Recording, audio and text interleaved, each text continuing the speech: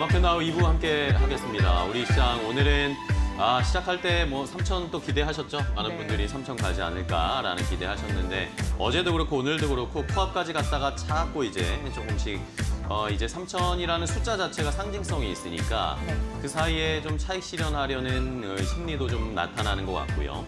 정책 관련해서 어쨌든 정책 기대 때문에 여러 가지 테마와 업종 섹터가 돌아가면서 상승을 하고 있는데 자, 이렇게 불장이기 때문에 많이 흥분을 하실 수가 있을 텐데 올라가는 거 따라잡으시면 안 되고 오히려 좀 조정을 받는 것들을 잘 정책과 연관돼 있다면 기회를 잘 포착하시는 게 지금 시장에서는 가장 중요할 것 같습니다. 그러다 보면 차근차근 3천이 넘어가겠죠. 네, 지금은 뭔가 이제 상징적이기도 하고 굉장히 좀 두터운 벽이네라고 느낄 수 있지만 이 벽이 한번 뚫리면 또 그 심리 때문에 그렇죠. 올라갈 수 있는 힘이 생기곤 할 수 있습니다.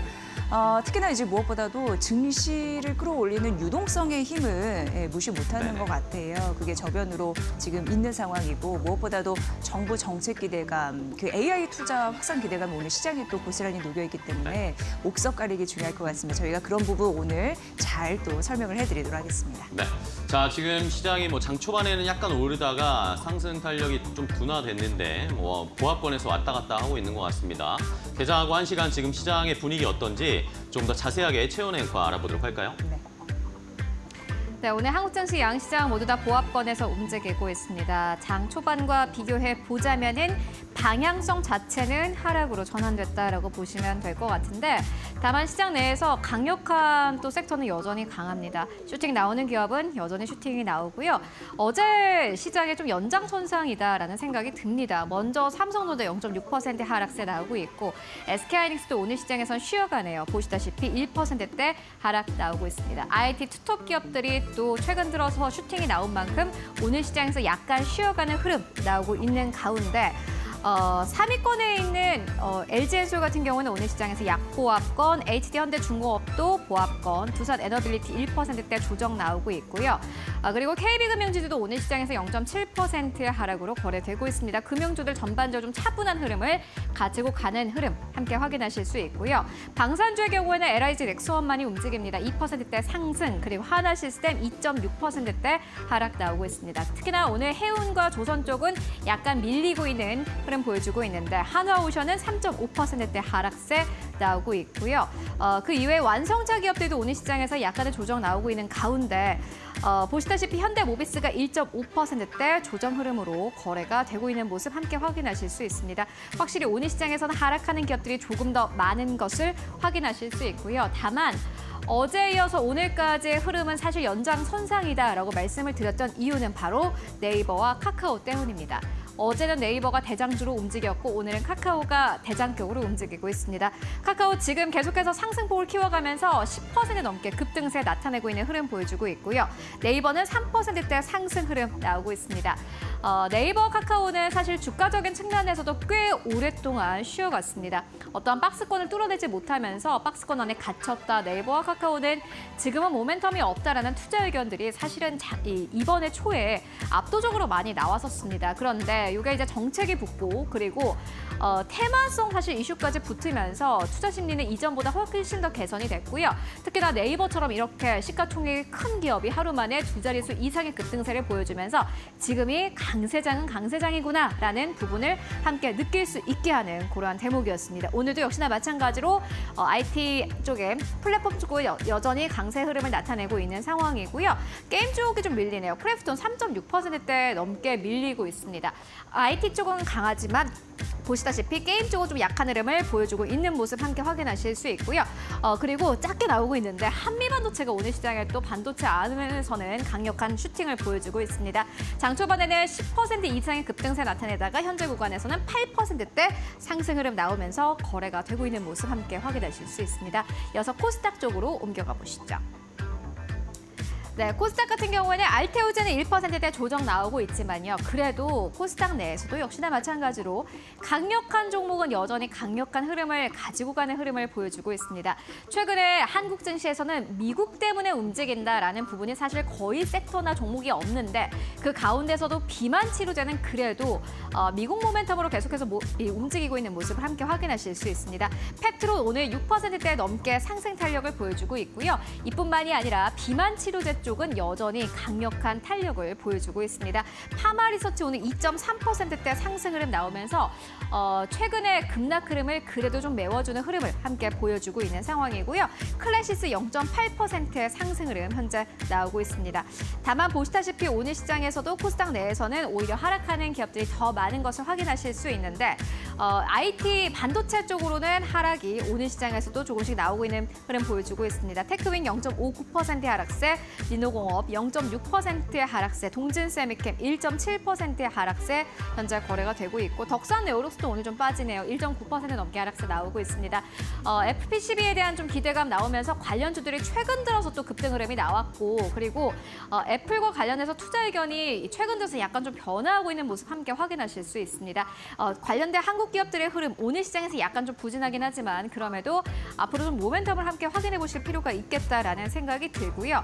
이뿐만이 아니라 필옵틱스도 오늘 시장에서 1.2%대 하락 나오고 있습니다. 그리고 조선 안에서도 오늘 시장 하락하는 기업들 꽤 많이 나오고 있는데 코스닥 내에서는 성광밴드 같은 기업들이 3% 가깝게 하락세 나오는 것을 함께 확인하실 수 있습니다. 그리고 오늘 카페24가 보시다시피 6%대 넘게 상승 흐름 나오고 있습니다. 장 초반부터 연이어서 강한 흐름 보여주고 있고요. 위메이드 3.6%대 넘게 상승 흐름 나오고 있습니다.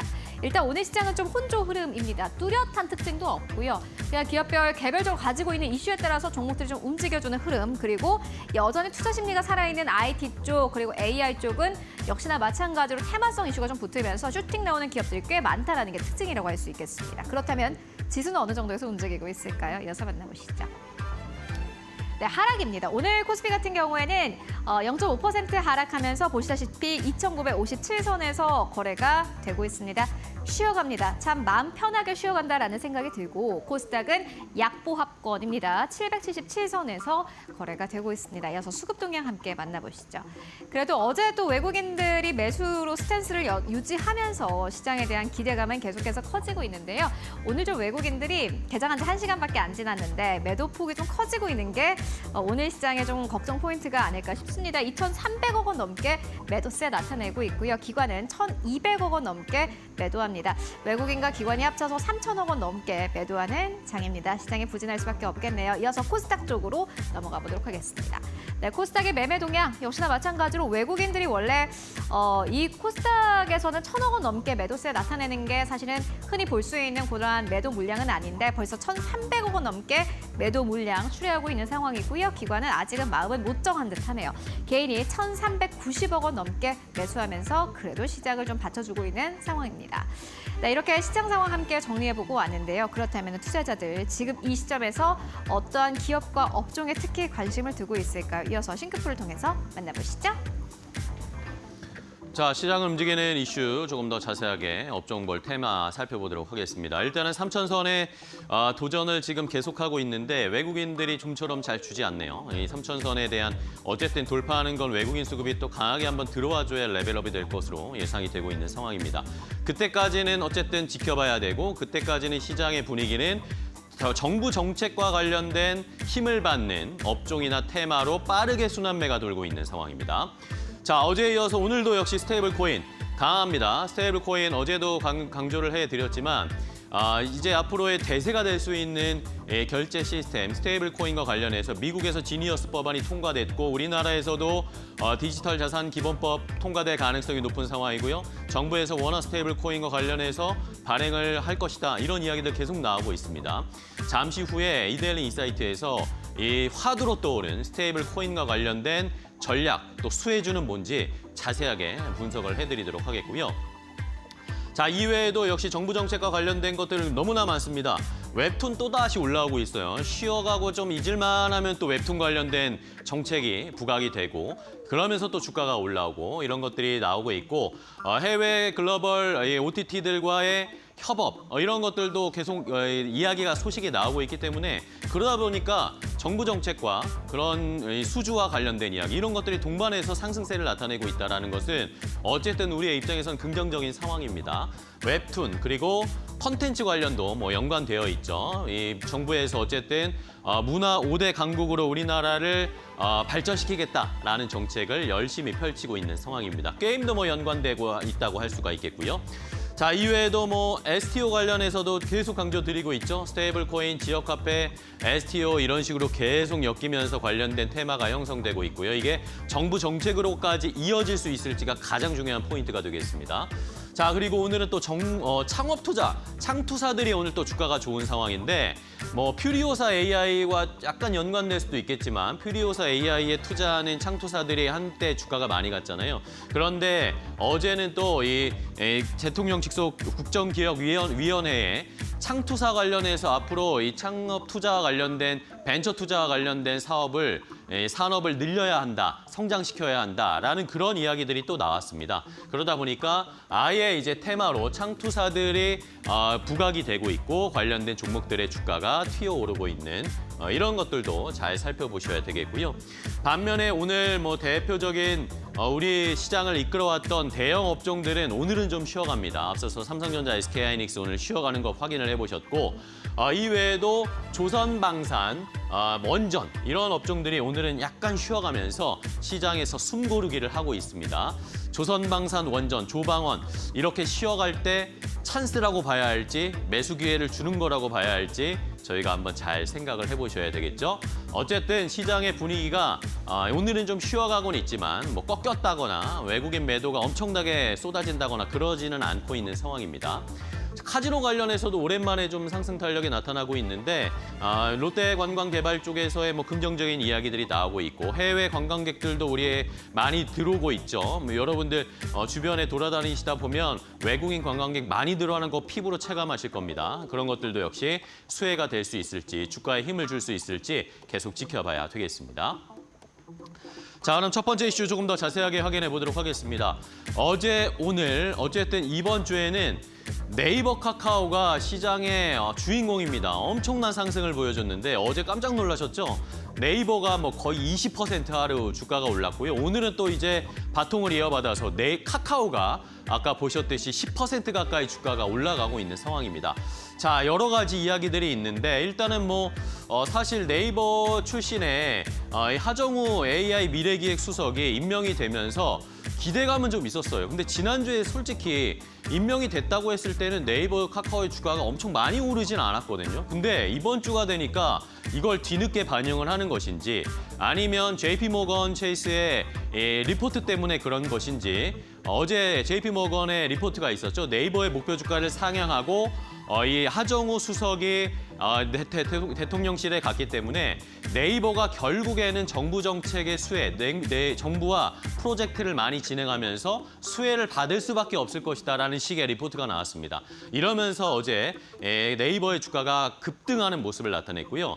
자, 어제는 JP모건 체이스였는데 오늘은 시티그룹에서 또 네이버에 관련된 우리나라 인터넷 플랫폼에 관련된 리포트가 또 발행이 됐습니다. 이러면서 시티그룹은 네이버의 목표 주가를 30만 원까지 잡았고요.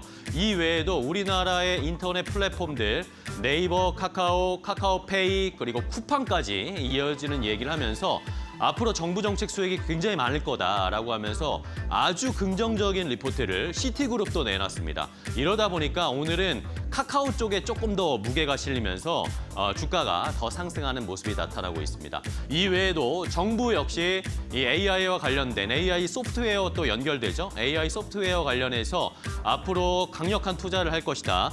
과기정통부가 어제 AI와 관련해서 국정기획위원회에 보고를 했는데 5년간 16조 원 정도의 추가적인 지원을 할 것이다. 이런 이야기까지 나왔습니다. 이러니까 자, 이제 AI 시대 그리고 스테이블 코인과도 네이버페이, 카카오페이가 엮이고 있죠. 이런 것들이 좋은 이야기들이 계속 모멘텀들이 붙고 있습니다. 자, 네이버, 카카오를 포함해서 AI 소프트웨어 관련된 종목들 주가 흐름 좀 체크해 보겠습니다. 오늘 이 종목을 설명할 때 어떻게 말씀을 드려야 될까 고민하다가 참 스토리텔링이 중요할 것 같다라는 생각을 했습니다. 왜냐하면 앞서서 말씀드린 대로 좀 딱 떨어져 틀어진 이슈가 나오는 건 아닌데 여러 저런 곳에서 이제 분석 기사 그리고 그 리포트 이런 부분이 나와주면서 이제 심리가 작동을 하는 것 같다라는 느낌이 들거든요. 일단 이재명 그 대통령이 100조 AI 시대에 투자를 하겠다라고 얘기했고 하정우 AI 수석을 이제 앉혔습니다. 그러면서 여러 가지 영역 확장을 할 텐데 이 하정우 수석 같은 경우에는 AI 소버린을 엄청히 주장을 했던 인물입니다. 그런 부분으로 봤을 때 네이버, 카카오가 힘을 받을 수 있다라는 하나의 스토리텔링이 있습니다. 사실 AI 강국은 미국과 중국이라고 할 수 있습니다. 이 G2 국가가 지금 AI 그 경쟁력을 이끌고 가고 있는데 사실 G2 국가에 의존하지 않고 싶어하는 국가들이 있습니다. 중동이 있을 수 있고요. 아프리카 또 제3국이 있었을 수 있습니다. 이런 국가들이 AI 소버린을 주장할 때 이때 틈새를 노려서 네이버와 카카오가 치고 들어가자라는 주장을 하정우 수석이 수석 이전에 여러 각연에서 한 적이 있거든요. 이런 흐름 앞으로 그러면 이런 전략이 마저 떨어지면 성장 속도가 좀 높아질 수 있겠네라고 생각하는 스토리텔링이 하나 있고요. 그리고 이제 대기업의 SI라고 해서 시스템 통합, IT 계열사들을 좀 묶어놨습니다. 시장이 반응하는 이유를 보면 왜 고성능 그래픽 장치라고 해서 고성능 GPU 같은 경우에는 뭐 여러 이곳저곳 그러니까 기업이나 연구소에 나눠주지 말고 고성능 GPU를 굉장히 잘할 것 같은 곳에 좀 몰아주자라는 또 발언을 한 바가 있습니다. 그러니까 효율을 좀 중시한 거죠. 그렇다면 그동안 일감이 있고 이런 부분을 해냈던 대기업, 덩치 큰 그 IT 계열사들이 그걸 먹지 않겠느냐라는 또 심리가 시장에 반영이 되고 있는 겁니다. 그래서 이제 삼성 SDS 같은 경우에는 삼성그룹의 IT 계열사이니까 그런 부분을 담당할 수 있겠죠. 그런 심리가 반영되는 것 같고 현대오토에버는 현대그룹의 또 SA 기업이니까 이런 부분으로 또 점수를 좀 먹지 않나라는 생각을 해보게 됩니다. LG CNS 같은 경우 오늘 19일이잖아요. 제가 기억하기로는 13일에 공모가를 회복한 이후에 상승 추세를 이어갔습니다. 게다가 호재가 있는 게 그 한국은행에서 이제 아무래도 디지털 중앙화폐라고 해서 CBDC 그런 기대감까지 더해졌었는데요. 오늘 일부 좀 차익 실현 매물이 있습니다. 그러니까 AI 소프트웨어는 기본적으로 앞으로도 추세적으로 갈 것 같다라는 느낌 좀 많이 드실 것 같습니다. 근데 그런 스토리텔링도 반영해서 공부해 보시면 도움이 되실 것 같아서 좀 전해드렸고요. 이 중에서는 뭐를 봐야 될지 특히 오늘 이제 카카오가 장중에 이제 52주 신고가를 경신해서 좀 긍정적인 흐름을 더 보이고 있거든요. 이런 흐름까지 말씀드리면서 여쭤보도록 하겠습니다. 파트너님? 전반적으로 지금 카카오도 그렇고 네이버도 그렇고 국내 죄송합니다. 내수 시장에 소비 시장을 기반으로 하고 있습니다. 그래서 소비 시장이 경기가 좀 살아나기 시작하면 이들 기업도 실적이 좋아지기 때문에 그래서 뭐 그러니까 저가 매수가 유입되고 있는 것이죠. 그리고 이제 AI 시장에서 볼 때 이 네이버가 가장 우리나라에서는 토종 AI 기업으로 좀 미국에서 뭐 이 창업주가 직접 뭐 AI 기업으로 전환을 하겠다 발표할 정도로 네이버는 AI 쪽에 그 많은 그 핵심 역량을 투자하고 있습니다. 작년까지 거의 매년 R&D에 5천억 정도를 투자해 왔었는데요. 그 결과물이 하이퍼클로버 X라는 거대 언어 모델입니다. 근데 이거는 다른 것과 미국에서 오픈 AI나 이런 애들이 만든 것과 다른 게 이 생성형 AI가 한국어 기반이에요. 한국어 기반이기 때문에 우리 문화와 우리 인식과 우리 생각을 가장 잘 반영합니다. 그렇기 때문에 우리나라 기업들이 하이퍼클로버 X를 받아들여서 그 회사가 하고 있는 사업에 맞게 커스터마이징 한다면 가장 한국인들 소비 생활에 어울리는 그런 AI를 소프트웨어를 만들어낼 수가 있는 것이죠. 그런 면에서 네이버가 이 승기를 가지고 갔고 어저께 같은 경우 굉장히 큰 매수세가 들어오기도 했는데요. 전반적으로 우리 네이버도 그렇고 이런 우리 한국의 IT 기업들은 미국의 빅테크들과 경쟁하면서 살아왔습니다. 예전에 돌이켜보면 그 워드 같은 경우는 한글 프로그램이죠. 그때 한국어 컴퓨터라는 게 우리나라 지금 대부분의 젊은 친구들은 한컴을 쓰고 있습니다. 저 같은 옛날 세대들은 마이크로소프트를 아직도 쓰고 있죠. 그리고 검색 엔진에서 이 네이버의 검색 엔진은 이 구글의 이 검색 엔진하고 비교했을 때 한국 시장에서 굉장히 큰 마켓 쉐어를 가져갑니다. 그렇듯이 네이버도 이제 시작이라고 볼 수가 있죠. 왜냐하면 하이퍼클로버 X를 이번에 내놓고 올해부터 상업화해서 돈을 벌기 시작합니다. R&D 비용은 예전만큼 많이 들어가지 않고 이게 수익화되면서 점점 수익은 점점 더 늘어나게 되는 것이죠. 그런 면에서 네이버가 고점이 한 59만 원 정도부터 떨어져서 한 15만 원까지 떨어진 걸로 기억하는데요. 외국인들을 봤을 때, 기관 투자가 봤을 때 네이버가 훨씬 싸 보인다고 생각했을 겁니다. 그래서 너도 나도 먼저 산 것이죠. 그렇기 때문에 네이버는 이제 긴 장정을 시작을 했고 그 긴 장정을 정부의 정책이 뒷받침해 줍니다. 소버린 AI 정책을, 그러니까 경영에서 소버린 AI 정책을 주장했던 분이 AI 속으로 들어갔기 때문에 이러한 경영, 네이버라는 사기업의 경영이 국가 정책화되면서 이것이 시너지를 낼 수 있는 것이죠. 그렇기 때문에 네이버를 잘 지켜보셔야 할 타이밍입니다. 자, 네이버 오늘도 주가 잘 가고 있는데 어디까지 상승할 수 있을지 잘 지켜보겠습니다. 자, 이번에는 컨텐츠 웹툰 쪽을 좀 살펴보겠습니다. 오늘은 뭐 대부분의 이슈가 정부 정책과 관련된 이야기들인데요. 자, 이번에는 또 문화체육관광부가 국정기획위원회에 업무 보고를 했습니다. 현안과 앞으로의 뭐 정책 방향 이런 것들을 보고하는 자리가 있었는데 여기에서 문체부가 5대 문화 강국으로 도약을 하는 이 공약과 관련한 정부의 이재명 대통령의 공약에 부합할 수 있는 그런 대책들을 좀 공개를 했습니다. 2030년까지 51조 원을 투입을 해서 전 세계 5대 문화 강국으로 발돋움하겠다라는 것이었습니다. 이러면서 K컬처 시장 자체를 300조 원 규모로 확대할 수 있는 목표를 세우고 세계 5대 문화 강국을 실현하는 것이고요. 앞으로 향후에 5년 동안 51조 원 정도의 예산을 투입하겠다라는 계획을 공개를 했습니다. 지금 현재 정부 총 지출 대비해서 1.05%밖에 안 되거든요. 문체부의 예산이. 근데 이것을 2030년까지 2%대까지 예산을 늘리면서 K 콘텐츠 해외 진출을 지원을 해주고 뭐 플랫폼을 구축해주고 이런 전략들을 세우려고 하고 있는 것 같습니다. 자, 이러면서 웹툰에 관련된 관심이 다시 한번 떠오르게 되죠. 이재명 대통령이 후보 시절에 웹툰과 콘텐츠 관련해서 지원을 할 것이다라는 공약을 내걸었었고 약속을 했었고 이런 것들이 계속 돌아가면서 쉬었다가 다시 또 이슈가 부각되고 쉬었다가 다시 정책이 붙고 이런 식으로 해서 계속 계단식으로 상승세를 보여주고 있습니다. 자, 여기에다가 오늘은 또 좋은 소식도 있었는데 스튜디오 미르가 좋은 수주 소식을 공개를 했습니다. 마블 스튜디오와 협업을 하겠다라는 공개 계약 체결 소식을 전해줬는데요. 비밀 유지 협약 때문에 어떤 콘텐츠를 어느 정도의 규모로 하는지는 공개를 하진 않았는데 어쨌든 마블 스튜디오와 새로운 콘텐츠를 만들고 기획할 것이다라고 이야기를 했습니다. 스튜디오 미르는 그전에도 넷플릭스라든지 마블, 파라마운트와 계속 협업을 해왔었는데 이번에도 역시 좋은 소식을 전해주면서 오늘 스튜디오 미르도 주가가 좋은 흐름을 나타내고 있는 상황입니다. 자, 이렇게 정책과 새로운 수주 소식, 좋은 소식들이 계속 겹치고 있습니다. 주가 많이 빠져 있었던 웹툰이나 콘텐츠주들 다시 얼마나 오를 수 있을까요? 오늘 관련된 종목 주가 함께 확인해 보겠습니다. 그 유명한 미국 마블과 계약을 하다니라는 생각 드실 것 같고요. 역시나 기대 심리가 반영이 되면서 이제 데이터가 딱 나왔으니까요. 상한가 가서 풀리지 않고 있는 모습입니다.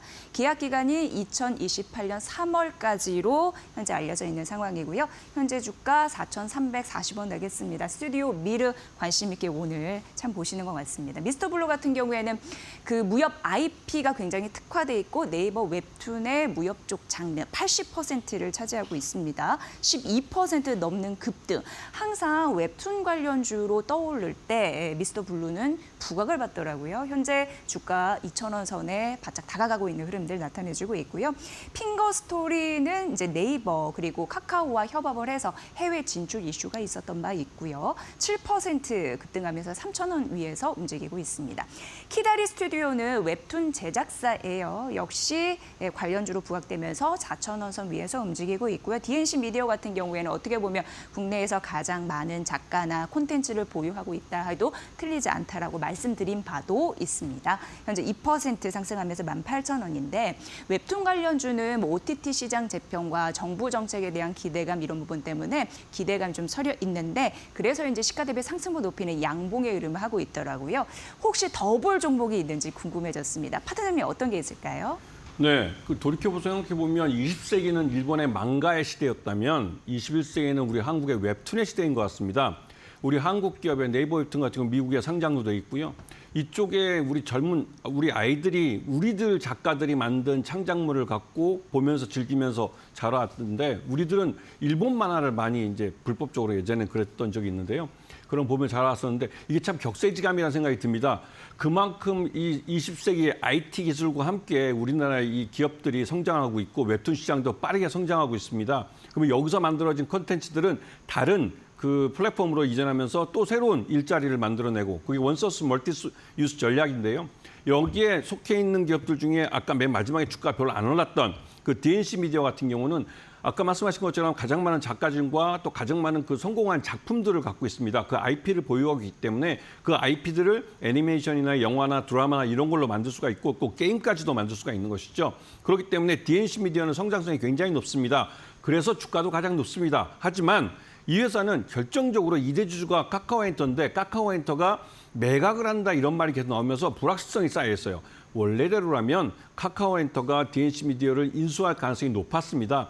그만큼 카카오엔터가 갖고 있는 지분이 굉장히 높죠. 그런데 그 카카오엔터 자체가 불확실성해 버리니까 DNC 미디어는 좀 떠버린 느낌이에요. 그래서 지금 이런 시장에 좀 소외된 종목이긴 하지만 이 웹툰 하면 가장 많은 그 IP를 보유하고 있고 이러한 작가진으로 새로운 작품들을 만들어내고 이 시장을 확장해 갈 수 있는 그런 면에서 DNC 미디어는 성장성이 굉장히 큰 회사라고 할 수가 있습니다. 그런 면에서 DNC 미디어를 지금 지켜보셔야 할 타이밍입니다.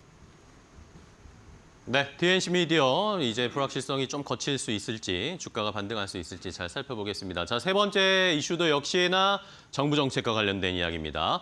자, 이번에는 중소기업 벤처부가 또 국정기획위원회에 보고를 했습니다. 중기부에서는 어떤 얘기를 했을까요? 벤처 투자를 활성화해야 한다는 그런 이야기들이 나왔습니다. 자, 새 정부 기획위원회가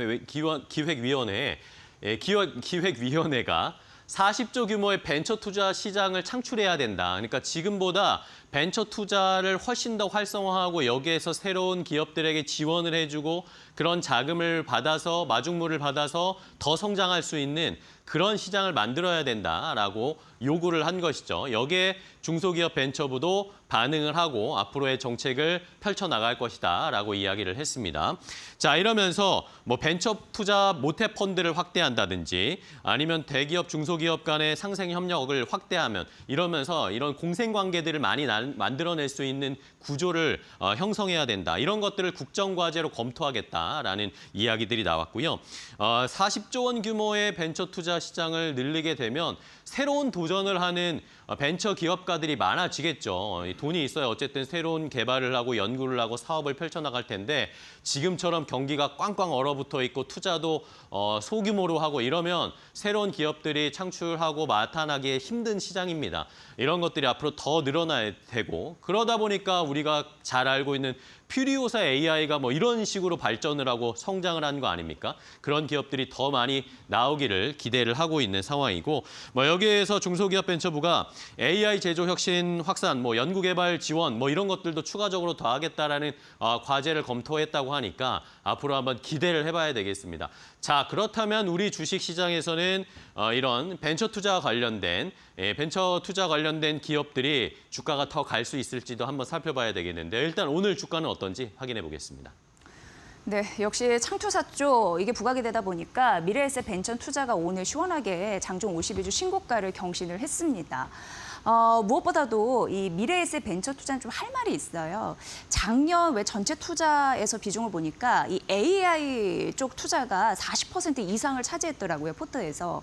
그러니까 미래에 앞으로 우리 미래에 정부가 이제 투자를 한다면 AI 쪽에 힘을 실을 것으로 예상되는데 당연히 정책 수혜 기대감이 이쪽에 있는 거죠. 그러니까 올라갔고 하나만 또 말씀드린다면 여러분 잘 아시는 그 무신사 아시죠? 패션 플랫폼인데 지금 IPO에 이제 돌입하는 흐름들이 나타나고 있는데 이게 초기 투자자입니다. 근데 무신사 같은 경우에는 상장 밸류가 시장에서 한 4조에서 5조 정도 예측되더라고요. 그러니까 초기 투자자니까 먹을 게 많겠죠. 수익 창출에 대한 기대가 이런 부분도 함께 맞물려 있다. 52주 신고가 갈 이유가 좀 든든하게 있지 않나라는 생각을 하게 됐습니다. 그리고 아주 IB 투자와 DSC 인베스트먼트는 4거래 연속 상승하는 흐름인데 이미 좀 시장에서는 반영하고 있었구나라는 생각이 들고요. LB 인베스트먼트도 유명한 이제 창투사 중에 하나인데 반기 한 3천억 원 이상이 시장에 그 신규 펀드를 지금 내놨어요. 그게 이름이 LB 넥스트 퓨처 펀드라고 하는데 이게 뭐냐면 AI 그 산업에 집중적으로 투자하는 펀드를 하나 만들었거든요. 그 기대감 좀 반영이 되고 있지 않나라는 생각 일부분 해보게 되고 앞서서 이제 퓨리오사 AI 말씀드렸는데요. 이 TS 인베스트먼트가 초기 투자자이잖아요. 그래서 퓨리오사 AI 얘기 드릴 때마다 나오는 게 바로 TS 인베스트먼트 창투사였습니다. 관련주로 묶이면서 오늘 1% 상승세 보여주고 있습니다. 자, 창투사 이제 유동성 기대감이 있으면서 이런 부분까지 이제 올라간다라고 느끼신 분이 계실 것 같은데 과연 뭘 봐야 될지 파트너님 일러주세요. 네, 일단 창수사들은 무엇보다도 시장 내 유동성이 많아야 이 유동성을 갖고 새로운 펀드를 만들고 그 펀드를 갖고 투자를 하면서 거기서 관리 보수를 먹으면서 이제 사는 겁니다. 그리고 나중에 그 펀드 자체가 한 7년 정도 운영이 되는데 7년 후에 이제 그 성적을 갖고 이제 이 인센티브를 받는 것이죠. 그렇기 때문에 기본적으로 펀드를 많이 만들 수 있는 그 유동성이 있어야 됩니다. 근데 돌이켜보면 지난달에 기준금리 인하를 하신 걸 기억하실 겁니다. 오늘 새벽에 미국 FOMC는 기준금리를 동결로 갔는데요. 그게 미국과 우리나라의 이 디커플링된 경제를 가장 잘 보여주는 겁니다. 우리는 경제가 더 나쁘기 때문에 기준금리를 인하를 한 거고 미국은 그나마 좀 이 트럼프 관세 때문에 좀 눈치 본다고 좀 동결을 한 건데요. 일단 우리는 금리 인하 쪽으로 가고 있습니다. 그래서 창수사들한테 유동성이 많아지는 것이죠. 그래서 창수사들이 돈을 벌 기회가 많습니다. 그런데 미래에셋 벤처 투자 같은 또 LB 인베스트먼트 같은 경우는 자기 자산으로 자기 돈으로 직접 투자를 합니다. 그렇기 때문에 거기서 나온 수익이 바로 자기 계산으로 회계에 반영이 되죠. 하지만 다른 회사들은 말 그대로 이제 투자 펀드를 만들기 때문에 펀드가 해산했을 때 7년 후에나 이 인센티브를 받을 수가 있습니다. 그런 면의 수익 구조가 다르기 때문에 이런 회사들이 잘 성장을 시키고 M&A를 위해서 회수를 했다 해도 그 좀 주가 안 움직이는 이유가 있습니다. 오늘 말씀드리는 HB 인베스트먼트는 1세대 창수사인데 이 회사 같은 경우도 한 6천억 정도 자산을 운영합니다. 대부분이 다 이제 투자 펀드를 통해서 투자 조합을 통해서 운영을 하죠. 그런 면 때문에 이번에 달바글로벌 상장을 시켜서 25배를 2,500% 수익을 내는데도 불구하고 주가가 조금 올랐죠. 그리고 이번에 또 삼양컴텍을 또 IPO하는데 이게 하반기에 상장을 할 겁니다. 이 종목도 굉장히 큰 회사이기 때문에 상장을 시키면 꽤 큰 차이를 낼 거예요. 이 HB인베스트는 잘 투자해놨습니다. 그 홈페이지 들어가 보시면 이 포트폴리오를 쫙 보실 수가 있는데 좋은 회사들을 많이 투자했어요. 그런데도 이 실적이 1분기 때 별로 안 좋았고요. 그렇기 때문에 하반기로 갈수록 이 회사는 실적이 좋아지기 때문에 하반기로 갈수록 실적이 주가를 밀어올리는 걸 볼 수가 있습니다. 그렇기 때문에 지금 여러분이 보시더라도 좋을 것 같습니다. 그 창조사가 자금을 어떻게 활용해서 쓰는지 말씀해 주시니까 네. 이해가 쉽네요. 여러분도 꼭 기억해 보세요. 네. 자, 그럼 이제 오늘 또 시장 대응 전략 알아봐야 되는데 지정학적 리스크 아직도 좀 불안한 상황이고 오늘은 또 어떤 종목으로 공략을 해보면 좋을지 파트너님 어떻게 보고 계세요?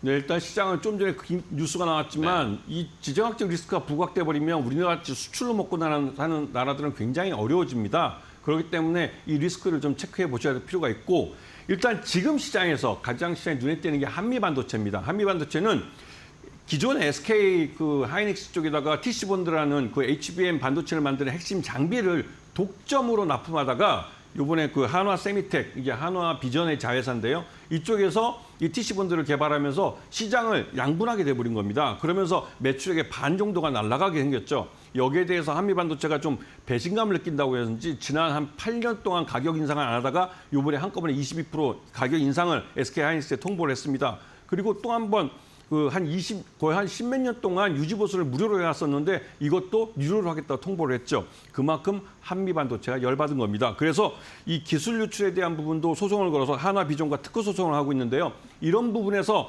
한미반도체가 좀 소송에서 승기를 좀 잡고 있는 모습입니다. 그런 것 때문에도 한미반도체는 향후 삼성전자가 HBM 쪽에서 이 납품을 이제 엔비디아나 이런 쪽에 납품하게 되면 거기에 대해서도 TC본드를 납품하게 될 겁니다.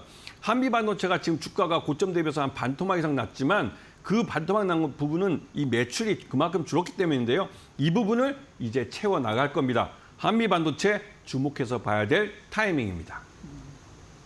그러게요. 오래간만에 한미반도체가 특징적으로 네. 거론이 됐습니다. 저도 잘 참고를 해봐야 되겠네요. 네. 예. 자, 마켓나와 브리핑 시장의 분위기 이렇게 살펴봤습니다. 이제 한 걸음 조금 더 깊이 들어가서 투자 아이디어 얻어보도록 할 텐데요. 아까도 살짝 말씀드렸지만 네. 스테이블 코인 관련해서 최근에 많은 관심이 커지고 있습니다. 주가도 막 올라가고 있고 그럼 어떻게 투자해야 되는지 궁금하신 분들 많으실 텐데 잠시 후에 조금 더 자세한 전략 알려드리도록 하겠습니다. 네.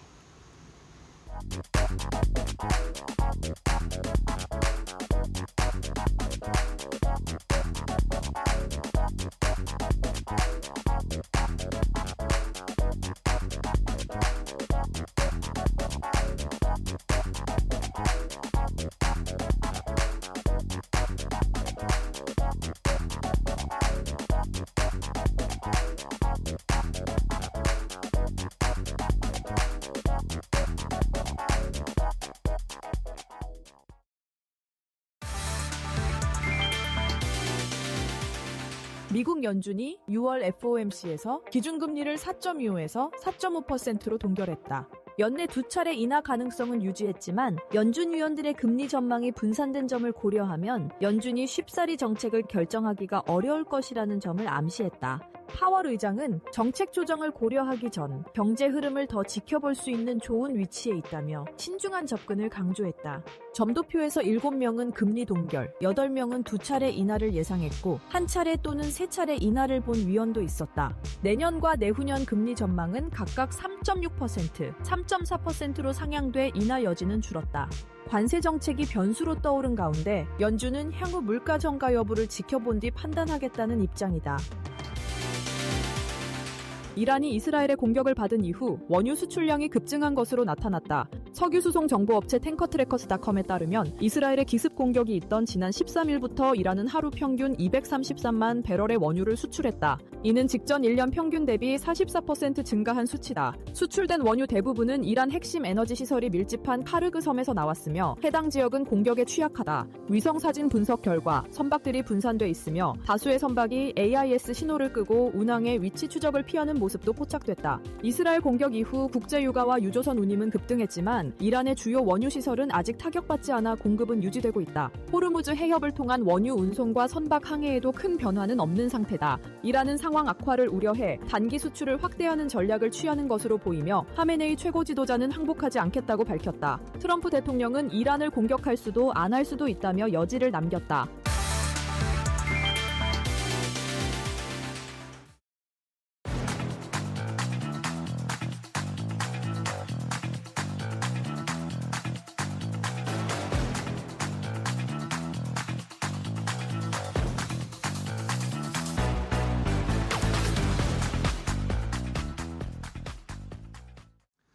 자, 마켓나우 2부 함께하고 계십니다. 우리 시장은 일단은 코스피는 0.3%대, 코스닥은 약보합권 779포인트 선 유지를 하고 있는 상황이고요.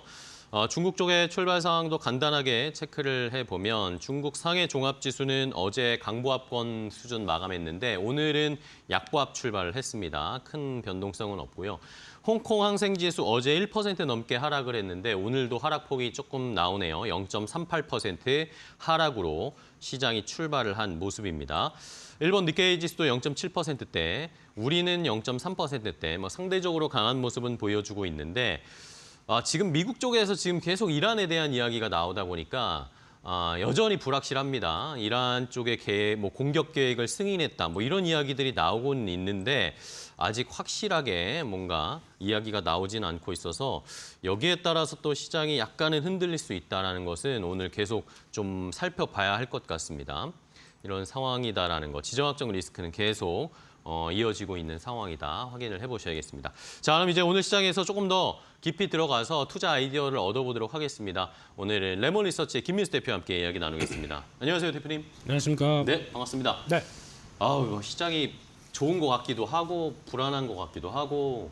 그러니까 딱 그거라고 봐야 되겠죠? 네. 확 뜨겁다가 미국이 공격할까요, 이란을?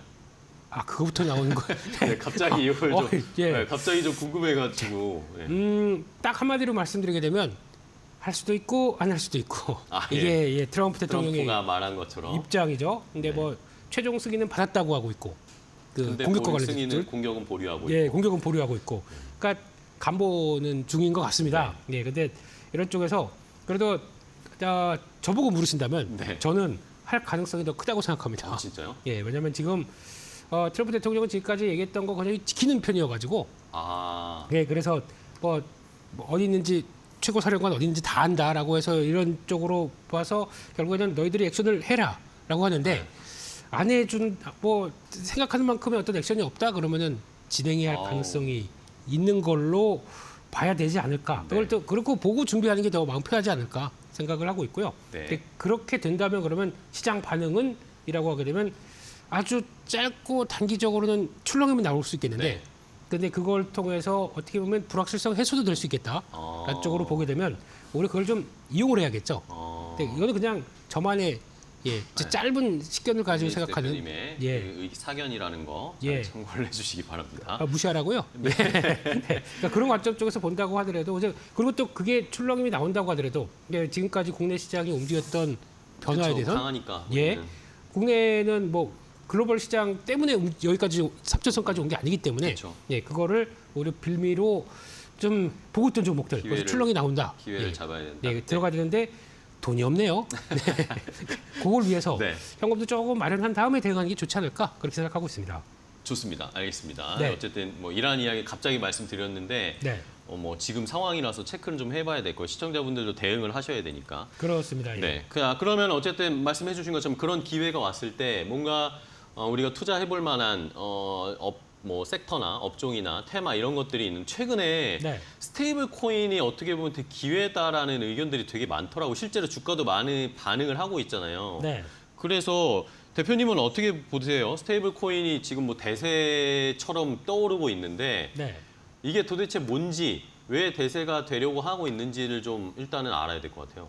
네, 저희가 스테이블은 모르겠고 코인이다. 코인은 뭐 예. 뜨거운 걸로 잘 알고 있죠. 저희. 예, 코인이다 하게 되면 일단 일반적인 투자자분들이나 저희 좀 이제 연세 드신 분부터 예, 저희 생각은 에이 그 큰일 나 하면 그 위험하다. 쳐다도 보지 말어 이런 쪽으로 많이 얘기를 하시는 쪽인데 근데 앞에 스테이블을 붙였습니다. 그러니까. 예, 스테이블이라는 얘기는 뭔가 좀 안정 장치가 있다는 안정적인. 얘기죠. 예, 그렇기 때문에 그런 것까지 겹치게 되면 솔직히 스테이블 코인은 매매용이 아닙니다. 그렇죠. 왜냐하면 가치를 안정시키려고 하는 코인이다 보니까 거기서 가격 변동은 별로 없는 거잖아요. 거의 크게 없다고 봐야 되겠죠. 그렇죠. 어떤 매크로 지표나 시장 변화에 따라서 거기서 같이 연동되는 측면들이지 그냥 안정적인 초점을 맞췄다라고 보시는 게 맞습니다. 그러다 보니까 그러면 왜 안정적이냐 하게 되면 코인이 실물 자산하고 붙게 됩니다. 네. 이걸 이해를 하셔야 되는데 네. 그렇게 되면은 암호화폐지만 하지만 여기서 이제 블록체인 기술을 통해서 암호화폐로 들어가지만 거기서 이제 중요한 게 1대1이나 그러니까 지금 미국에서는 얘기하는 건 1대1로 얘기를 하고 있죠. 달러 스테이블 코인. 네. 그렇죠. 달러나 아니면은 또 미국의 실물 자산이라고 하게 되면 국채, 국채, 예, 국채. 아니면 또 직접적인 뭐 달러 현금, 예금 뭐 이런 것들까지 다 네. 그거를 보장을 담보를 하면서 움직이게 만든 그렇게 설계된 코인이라고 보시면 되겠죠. 네. 그러면 이걸 투자를 하게 되면은 결국에는 만약에 지금 많이 나오는 게 테더라고 하죠. 네. USDC, 예, USDT, 예, DT. DT 같은 경우도 보게 되면은 원래는 지금 이거를 사게 되면은 똑같이 달러를 사는 것과 똑같은 효과를 날 수밖에 네, 없기 그렇죠. 때문에 이제 고정됐다고 봐야 되겠죠. 그러면 달러가 변하면서 이것도 같이 변하는 쪽들. 그러면 우리 입장으로 보게 되면 환율로 관련돼서 보는데 네. 원화와 관련된 쪽에서 이게 움직인다라고 하면 그걸 고정시키겠다 그러면 지금 달러를 매수하는 게 아니라 이거를 매수해도 같은 효과가 나올 수가 있겠죠. 네, 예, 그런 쪽으로 보게 되면 일단 뭐 법정 화폐로 담보를 했다라고 봤을 때는 달러와 연결되는 게 아까 말씀드린 테더 USDC 또 요즘 서클이라고 네, 엄청 미국에 상장된 핫하죠. 상장되고 어디도 한 30% 올라갔죠. 33% 올랐더라고요. 이렇게 잘하세요. 축하드립니다. 야. 못 샀어요. 계속 보고 있습니다. 못 샀어서. 보지는 못하, 네. 예, 사지는 못하고, 예. 그런 쪽도 마찬가지로 달러의 기반이 되다 보니까 그런 쪽으로 법정 화폐에 담보되는 스타일이 이런 쪽이라고 봐야 될 것 같고, 거기다가 또 테더가 여러 가지 지금 나오고 있는 스테이블 코인이 여러 가지가 있다고 네네. 하더라도 또 중요한 게 실물 자산 담보 쪽도 나오고 있습니다. 오. 네, 이게 또 보니까 팍소스 골드라고 하는 쪽인데 금에 오. 또 고정시킨 거죠. 이건 금 스테이블 코인이에요? 그렇죠. 아. 근데 이게 지금 이제 관심이 많아지고 하다 보니까 앞으로는 모든 간에 뭐 어떤 자산이나 어떤 뭐 약간 동산 그래도 가격에 등락은 있다고 하더라도 안정적인 쪽에 연결시킨다. 그러면 네. 조금 있다가 은도 나올 수 있고요. 은 담보형, 구리 담보형 이런 식으로도 많이 나올 수가 있겠죠. 네. 그러다 보니까 이런 쪽으로 일단 무궁무진하게 펼쳐질 수 있는 상황이 되다 보니까 이 스테이블 코인이라는 쪽들이 가상화폐와 실물 자산이 연결되는 과정들을 계속 또 시장에서 관심이 높아지고 있다. 그렇게 봐야 될 것 같습니다. 네. 자, 그러면은 궁금한 게 네. 우리가 그동안은 코인 투자를 한다라고 하면 그 극심한 변동성에서 수익을 극대화로 할 수 있는 가능성들이 있었으니까 그렇죠. 투자를 한 거잖아요. 네. 그러면 스테이블 코인이라면 가격을 안정화시켜서 이걸 가지고 사실 스테이블 코인 자체를 사는 것에서는 저희가 투자 수익을 볼 수는 없잖아요. 수익을 그러니까 여러 가지 전략적으로는 쓸 수 있습니다. 어떻게 할수 네, 있을까요? 그러니까 만약에 만약에 한국에 원화가 약세로 가고 네네. 달러가 강세로 가겠다라는 쪽에 흐름이 나오게 되면 그럴 때 내가 한국 쪽을 매매를 한다고 하더라도 달러 강세를 피하고 싶지 않다라고 하게 되면 거기를 환차익으로 이렇게 그런 할수 것도 있는 누릴 거예요? 수가 있겠죠. 아. 그렇게 되는데 그렇다고 이제 달러만큼의 변동의 수성이 그렇게 크게 나오진 않을 거고 그렇죠. 그렇다고 하더라도 그런 쪽에서 가상화폐 쪽으로 그러니까 지금 실물이 아니라 가상화폐 쪽으로 접근할 수 있는 전략들은 또 나올 수가 있는 거겠죠. 네, 그게 가장 큰 변화라고 봐야 될 것 같고 또 조금 이따가 말씀드리겠지만 이걸 통해서 저희가 보통 얘기하는 탈중앙화라고 하는 네네. 또 이제 금융에 대해서도 이제 초기 문이 열리기 시작한 겁니다. 안정적이다 보니까 여기서는 이제 디지털 세계에서 그러면은 내가 이걸 가지고 나한테 맡기게 되면 내가 이걸 운용을 해서 또 이자를 줄게 하는 쪽도 나올 수가 있겠죠. 이자를 주게 되고 아니면 나 필요하니까 대출을 좀 해줘. 그럼 그걸로 또 그걸 담보로 가지고. 예, 그걸 가지고 또 내 뭐 신용이나 여러 가지를 통해서 테더를 대출을 받습니다.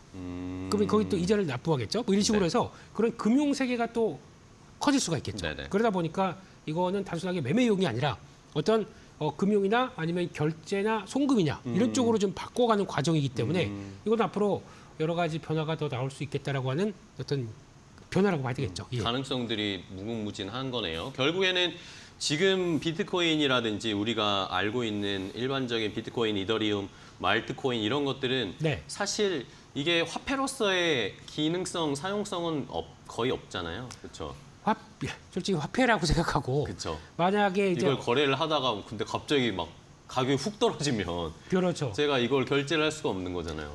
일단 도지코인을 갖고 있습니다. 그쵸. 근데 아침에 보고 시태 보고 그대로 가서 지금 뭘 커피 사려고 마시려고 했는데. 예, 네. 결제를 하려고 하는데 이거 안 됩니다. 그렇죠. 더 있어야 됩니다. 그쵸. 이렇게 나오게 되면 이거는 뭐 결제라고 하는 안정적인 수단이 없다 보니까 그쵸. 정신없이 움직이게 되면 안 되겠죠. 그러다 보니까 거기서 이제 시작이 돼서 착안된 게 이 스테이블 코인, 코인이에요? 코인이라고 봐야 되겠죠. 그러니까 어떻게 보면 사용성이나 실용성 면에서 조금 더 강점이 있는 거네요. 그렇습니다. 네. 그거를 위해서 그러니까 고정을 시키다 보니까 그게 이제 확장되는 거야. 화폐의 기능들이 좀 더 그 교환과 가치 수단의 저장 이런 쪽들이 나오기 시작하는 거죠. 네.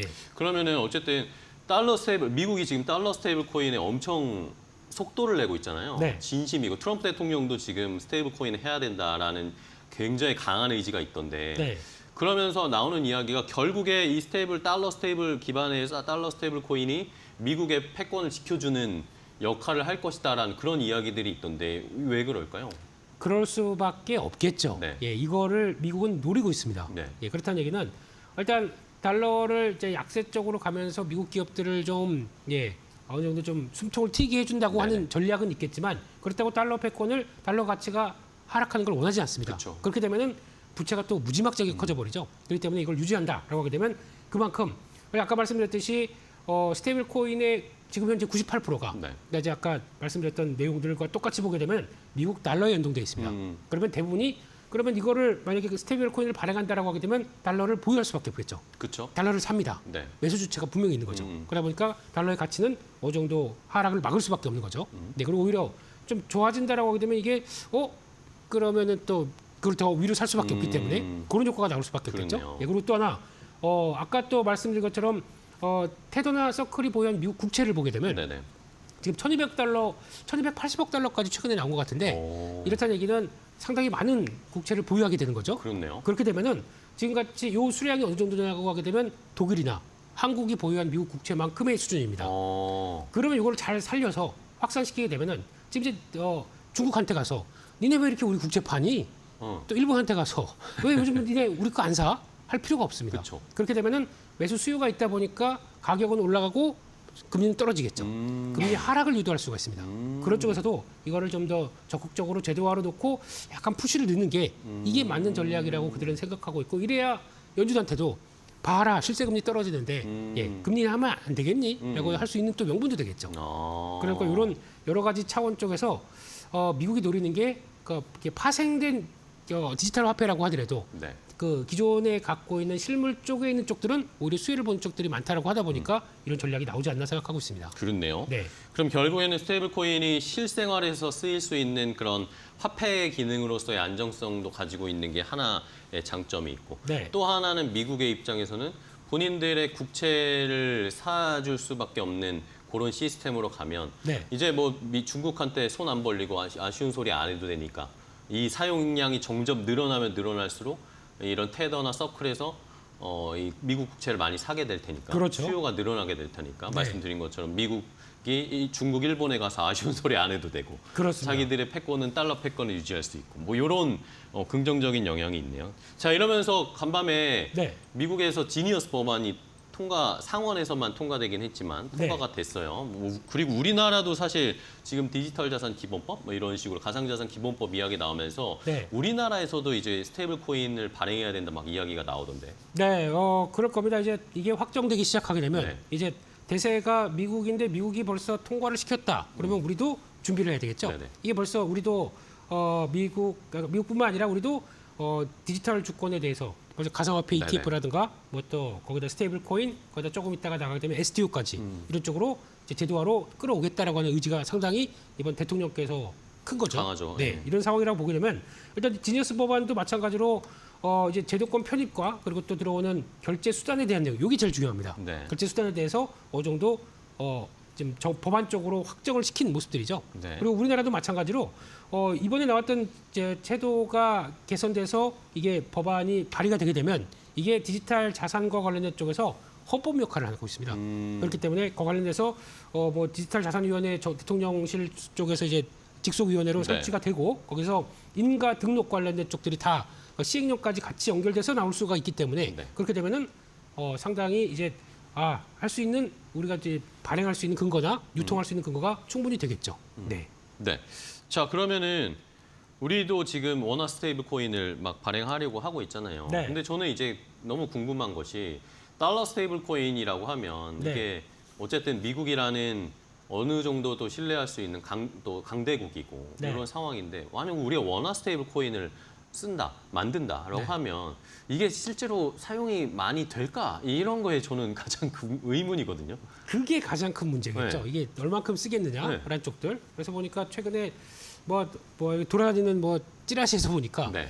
K1페이 K1 뭐 이런 식으로 이름도 붙였더라고요. 거기서는. K페이예요? 예, 뭐가 될지 모르겠습니다. 네. 이름이. 이제 그런 식으로 나가기 시작하면서 그럼 이게 진짜 우리는 아직까지도 그러니까 저희가 이제 요즘 10,000원짜리, 50,000원짜리 보신 적 있으세요? 아유 만져본 적이 한참 됐죠. 한참 됐죠. 네. 저도 그러다 보니까 이제 약간 지폐와 관련된 개념들이 이제 사라지는 것 그쵸, 같고, 그쵸. 네, 그럼 그걸 가지고 신용카드나 아니면 전자결제, 그러니까 페이. 간편결제, 페이 쪽으로 이제 넘어가는 과정들인데, 그쵸. 요게 이제 파생돼서 거기까지 들어간다라고 하게 되면 저희가 지금 일본처럼 아직까지도 현금 결제 일본 가게 되면 아시죠? 네, 아직까지 현금 동전까지 꺼내서 이렇게 꼭 해야 됩니다. 예, 이런 쪽에서 그러면 중간 단계를 건너뛰고 바로 넘어간 중국 같은 경우는 아예 그렇죠. 중국은 또 현금이 하나도 없습니다. 하나도 없죠. 알리페이가 이제 대세죠. 예, 이런 쪽으로 가는 과정 쪽에서 보게 되면 이게 시장에서 인식이 바뀌게 되면 언제든지 확 바뀔 수 있습니다. 근데 그런 관점 쪽에서 아마 우리는 그래도 현금을 사용하는 게 이제 현금 없는 버스는 일반적이 됐고 현금 없는 커피숍도 일반적이 됐기 때문에 그쵸. 이게 넘어가서 결제에 대한 수단으로 쓸 가능성이 더 높다고 봐야 되겠죠. 그런 쪽이 이렇게 되면은 그러니까 우리가 알지 못하는 사이에 그러니까 뭐 네. 물론 이제 뭐 전자지갑 만들어야 되고 거기서 송금하는 기능 조금 좀 복잡하다 보니까 그런 디지털 키 확인하고 뭐 이런 것 쪽에서 네. 조금 복잡하다고 하더라도 안착을 해서 자리를 잡는다 그러면 우리 같은 입장에서 보게 되면 새로운 거에 대한 호기심도 있고 그러다 보니까 훨씬 더 좀 속도가 나지 않을까라고 보고 있는데 제일 중요한 거는 이제 어떤 주체가 돼서 네. 그러니까 중요한 거는 뭐 제조업이나 실물 경제에서 우리 쪽으로 한다라고 했을 때 거기서 혜택을 주거나 그렇게 되면 또 금방 올라가죠. 그런 쪽들에 대해서는 앞으로 좀 보셔야 될 것 같은데 아무래도 아직 그런 건 있는 것 같습니다. 이제 신뢰를 확보한다는 관점들 아직 저 같아도 약간 이제 활용도가 올라가기 전까지는 안 쓸 것 같아요 일단은요. 그렇죠. 네, 그러니까 그게 어떻게 올라오느냐에 대한 부분들 그리고 또 활용도가 점점 더 커져야 되겠죠. 왜냐하면 이게 가장 중요한 거는 혹시 해외에 있으신 분한테 송금해 보신 적 있으세요? 네. 네, 복잡하죠. 저희 누나가 미국에 사는데 아 그러세요? 네. 그럼 받는 용도로만 쓰셨겠네요. 네, 그렇습니다. 네, 맞아요. 솔직하게 예. 아직까지 미국에 이제 송금을 한다. 그러면은 뭐가 필요? 뭐 해야 되고 가입해야 되고 막 등록해야 되고 막 그러더라고요. 스위프트 코드라는 게 그렇죠. 네, 맞아요. 있고, 맞아요. 예, 거기서부터 주소 필요하고 그거 하나라도 틀리면은 또 다시 그렇죠. 다시 들어옵니다. 그러다 보니까 그런 복잡한 결제 쪽에서 만약에 그러면은 이게 이런 식으로 송금을 한다라고 하게 되면 또 거기도 시간이 오래 걸리잖아요. 거기서 확인하고 하게 되면 보통 3일은 걸립니다. 그렇죠. 네, 그런 것 쪽에서 이거는 주 7일 24시간 그렇죠. 그냥 바로 송금할 바로 수 있어요. 그냥 다이렉트로 가는 거잖아요. 송금할 수 있죠. 네. 그리고 그게 만약에 스테이블 코인이 또 가격이 유지가 돼 있다 보니까 그 사이에 뭐 받자마자 바로 내가 현금으로 쓴다 그러면 또 바꿀 수가 있죠. 때는 결제나 송금 쪽에 가장 강력한 무기이기 때문에 네. 아마 또 해외 간 거래나 이제 송금 쪽에서는 조금 더 활성화될 가능성이 높다. 그러다 보니까 벌써 은행들이 준비를 하고 있는 거죠. 잘못하게 되면 뺏기니까. 예. 네. 자, 그러면 어쨌든 지금 이게 빠르게 지금 미국이 도입을 하고 있고 우리나라도 이거에 발맞춰서 빠르게 지금 정책들을 수행하려는 정책들을 만들려는 움직임들이 나오고 있습니다. 네. 그러면서 이번 주에 스테이블 코인 관련된 종목들 뭐가 스테이블 코인의 수혜주지 이러면서 막 이것저것 막 오르고 내리고 하더라고요. 네. 그러니까 이제 개념을 아직 확실하게 우리가 잡지 못했으니까 몰랐는데 오늘 이제 이야기를 나눴단 말입니다. 그러면 대표님이 보시기에는 우리나라 시장에서 그럼 스테이블 코인의 수혜를 받을 수 있는 업종이나 종목을 뭘로 잡으면 좋을까요? 일단 이제 결국에는 종목이죠. 네. 예, 주식시장의 종목. 예. 근데 이게 나중에 가서 어느 정도 자리를 잡는다라고 네. 하게 되면 그냥 길게 보게 되면은 네. 그러니까 결국에는 이제 아까 송금이나 결제 쪽으로 가는데 그게 한 축을 차지한다 그러면은 이제 접근성이 좋아진다라고 봤을 때 제가 보기에는 은행이나 증권 같은 금융이 최종 승리자가 될 수는 있겠죠. 그래요? 네. 거기서 이제 만약에 이제 앞으로 어떻게 될지 모르겠지만 그쪽에서 만약에 결국에는 쓰다 보니까 저기서 발행한 것보다는 은행에서 하는 게 좋을 거야라고 생각이 들게 되면 아. 네, 결국에는 은행 쪽으로 가지 않을까. 그걸 그래요? 한국은행에서도 그거를 더 유도를 하고 있습니다. 이왕 네. 시작하는 거 스테이블 코인은 민간 사업자한테 맡기는 게 아니라 그나마 내가 컨트롤할 수 있는 은행권에 거기서 시작을 하는 게 좋겠다라고 지금 의견을 밝히고 있어요. 스테이블 코인에 대해서는 반대하지는 않는다라고 네네. 하고 그렇게 되면은 거기가 이제 태동이 될 수가 있는데 그렇게 됐을 때는 아직까지 좀 이제 어떤 활용도 측면 쪽에서는 은행에서만 한정된다 그러면 조금 좀 그럴 수가 있기 때문에 지금은 그렇죠. 다양한 쪽에서 나도 하겠다, 너도 하겠다 이런 식으로 나올 수가 있기 때문에 그렇게 되면은 가장 먼저는 이 발행하고 스테이블 코인 유지하고 또 총량 계산하고 하는 이런 플랫폼들 네네. 이거를 또 만들 줄 아는 또 구축하는 아는 업체들이 또 가장 먼저 부각을 받겠죠. 그러다 보니까 요즘 대형주 쪽에서는 LG CNS가 그래서 강하게 움직이는 게 그렇죠. 이게 프로젝트 한강이라고 혹시 아시죠? CBDC. 예, CBDC 쪽에서 가장 주도하고 개발을 했던 업체이기 같이 때문에 하고 있다고 예, 하더라고요. 그렇기 때문에 인정도 받았고 기술력도 있다 보니까 이 회사가 가장 부각을 받는다라고 보시면 될 것 같죠. 그래서 이게 지금 들어오는 거고 그렇게 오르다 보니까 오늘은 조정 나오네요. 네네. 네, 그런 쪽인 것 같고. 많이 올랐으니까. 네, 그리고 또 아톤이라는 회사가 있습니다. 아톤. 네, 아톤은 오늘도 올라가네요. 야, 이거 지금 30분마다 거래되거든요. 네. 그런데도 기관들이 계속 사고 있습니다. 오. 왜 그러냐면 이 회사의 네. 강점은 예전부터 인터넷 뱅킹 그리고 또 증권사의 모바일 뱅킹 이런 쪽을 만들어줬고 특히 가장 강점 있는 게 암호화 쪽에 가장 암호화 키를 만들어서 그걸 가지고 성과를 내면서 플랫폼을 갖추는 흐름들을 가장 잘하는 회사이기 때문에 레퍼런스로 보게 된다 증권은행 다 갖추고 있죠. 네. 그러다 보니까 기대감이 높아져서 이 회사한테 많이 발행의 의료가 되겠네라고 할 수가 있겠죠.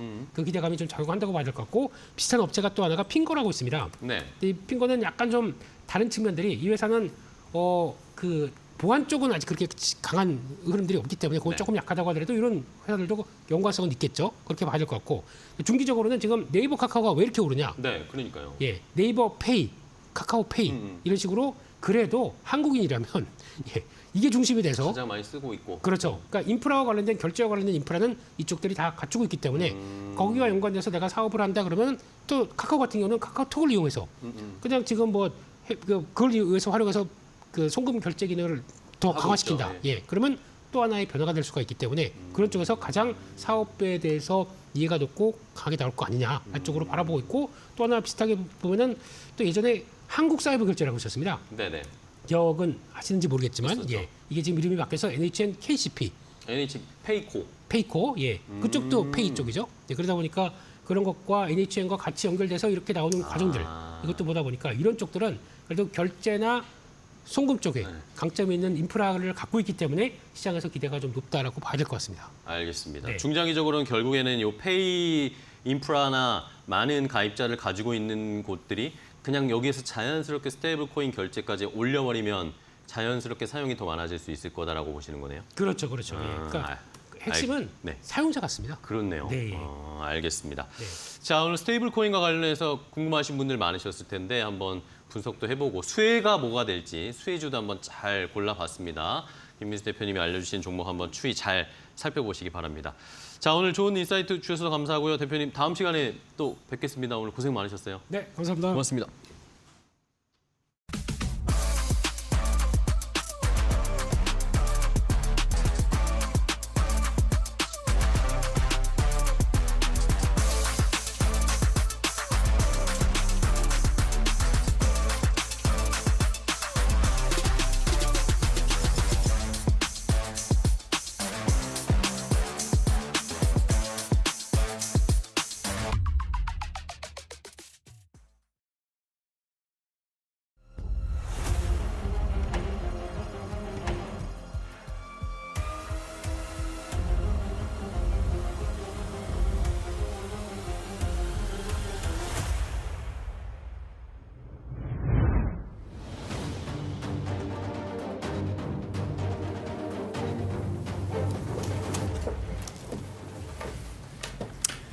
Good afternoon.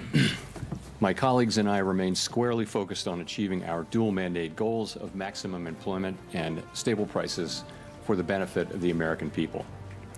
Despite elevated uncertainty, the economy is in a solid position. The unemployment rate remains low, and the labor market is at or near maximum employment.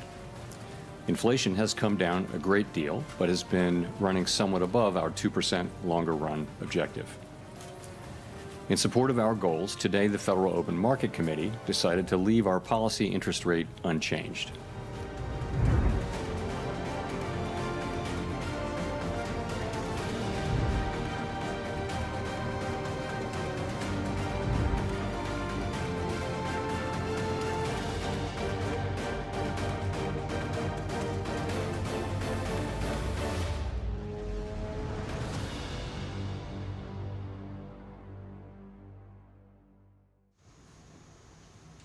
안녕하세요. 메디토크 신섭입니다. 오늘의 주제는 FOMC 특집인데 사실은 FOMC가 지금 뭔가 다이나믹한 결정을 통해서 뭐 언론의 주목을 받기는 좀 어려운 시기죠. 가장 주목을 받을 때 언젠가요? 한번 크게 터져야 돼요. 경제가 박살나는 상황.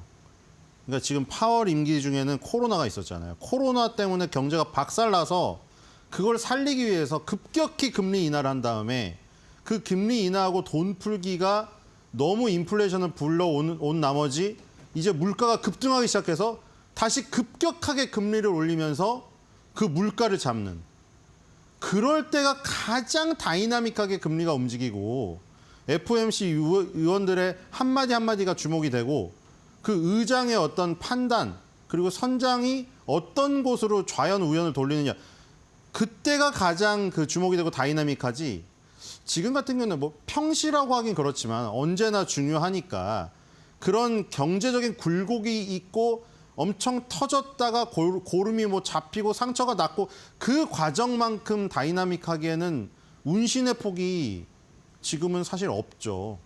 그렇죠? 지금 사실 다음 달에도 지금 금리 통화위원회가 지금 FOMC가 예정되어 있지만 뭐 이번 달에 갑자기 금리 인상을 했다가 뭐 금리 인하를 또 다음 달에 했다가 지금 이럴 상황이 아니죠. 지금 이 시기가. 그렇기 때문에 좀 재미가 없습니다. 그냥 좀 솔직한 표현을 하면 재미가 없죠. 물론 FOMC를 뭐 재미로 보는 건 아니겠지만 사실 관전하는 입장에서는 그쪽 흥미가 있어야 조금 더 들여다보는 것도 또 세밀하게 들여다볼 텐데 사실은 지금은 그런 거 없습니다. 다들 아시죠. 그렇다고 해가지고 9.11 테러가 다시 터지고 코로나가 다시 터지고 그래가지고 다이나믹한 걸 보고 싶다. 그거는 정말 변태적인 발상이고, 그렇죠. 재미를 위해서 그렇게 경제가 망가지는 꼴을 또 보면 지금 주식 투자자분들은 또 고통을 감내해야 될 것이고 혼란의 도가니가 되겠죠. 그렇기 때문에 오히려 이런 이른바 조금 재미가 없는 FOMC 이런 게 오히려 주식시장은 지금 평탄한 길을 갖고 있는 시기라고 판단하면 되겠죠. 근데 이제 여기서 조금 더 이슈가 뜨겁게 되는 거는 트럼프의 포지션 때문에 그런 거죠. 원래는 이게 사실 완전 독립되어 있다고 서로 말하지만 이게 어떤 두 개의 축이라고 할 수가 있죠. 행정부의 수장이 이제 자기의 어떤 국가 비전에 따라서 정책을 결정하고 거기에 중요한 경제 정책의 그 비중을 차지하는 경제 대통령이 발을 맞춰서 나가고 원래 이렇게 가야 되는데 지금 굉장히 둘이 트러블이 있다 보니 아침에 아까 인터뷰했잖아요. 트럼프가 연준 찾아가야 되겠다고 했거든요. 물론 지금 찾아갈지 안 찾아갈지 모르겠어요. 워낙 지금 일 안 하고 거기가 바빠가지고. 근데 진짜 찾아갈 수도 있을 것 같다는 생각이 듭니다.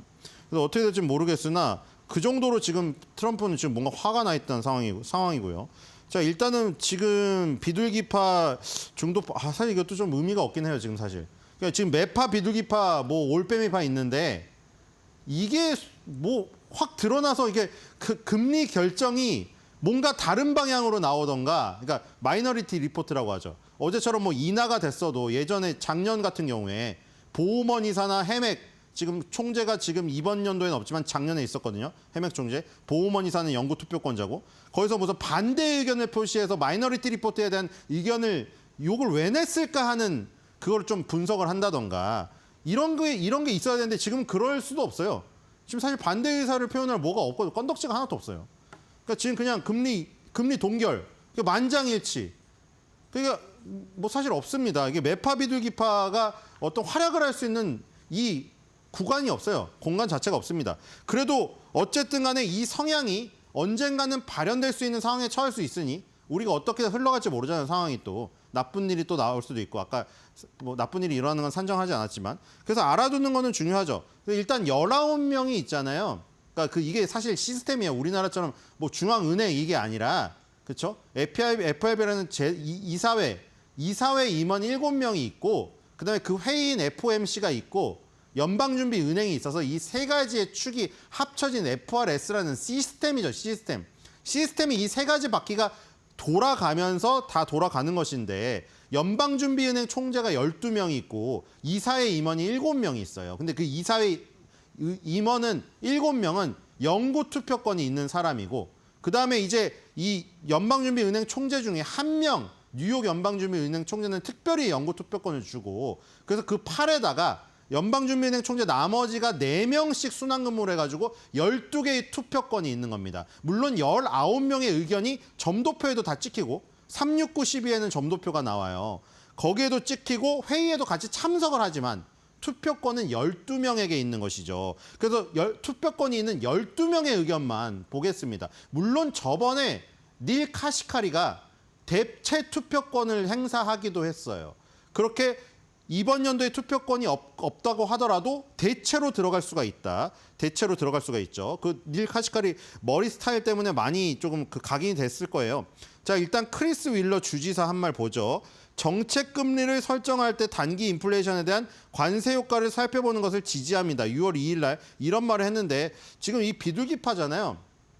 그러니까 지금 트럼프는 사실 이 관세 얘기를 나오는 걸 싫어해요. 그래서 지금 계속 이 무슨 뭐 멍청한 뭐 약간 집단식으로 매도를 하고 있는데 관세 얘기를 자꾸 걸고 넘어지니까 싫어하는 거예요, 지금. 관세 때문에 뭐 지금 뭐 판단하기가 힘들고 신중해졌다. 그게 싫은 거죠. 자기가 관세 정책을 통해서 돈을 많이 벌어가지고 외교 순방하면서 열심히 돈을 자기 표현대로 갈취해가지고 국민들 도움되라고 하고 있는데 자꾸 FRB의 위원들이 자꾸 무슨 관세 때문에 우리가 신중해져야 되고 뭐 불확실성이 커지고 이러니까 기분이 나쁘겠죠, 트럼프는. 그러니까 관세 얘기만 여기 이 워딩에 들어가는 것만으로도 지금 사실 기분이 나쁠 거예요. 야, 리사 쿡 지사 여기도 또 관세 또 등장해요. 관세가 어떻게 될지 모르기 때문에 모든 시나리오가 가능할 수 있습니다. 또 관세 넣었잖아요. 관세 얘기를 금기시해야 된다니까요. 그러니까 트럼프 입장에서는 금기시해야 돼. 이거 진짜 트럼프의 심기를 건드립니다. 물론 그 독립적인 기관이죠. 오스틴 굴스비 시카고 연준 총재 고용이 감소하고 관세로 인해 물가가 상승하며 또 관세가 나오네요.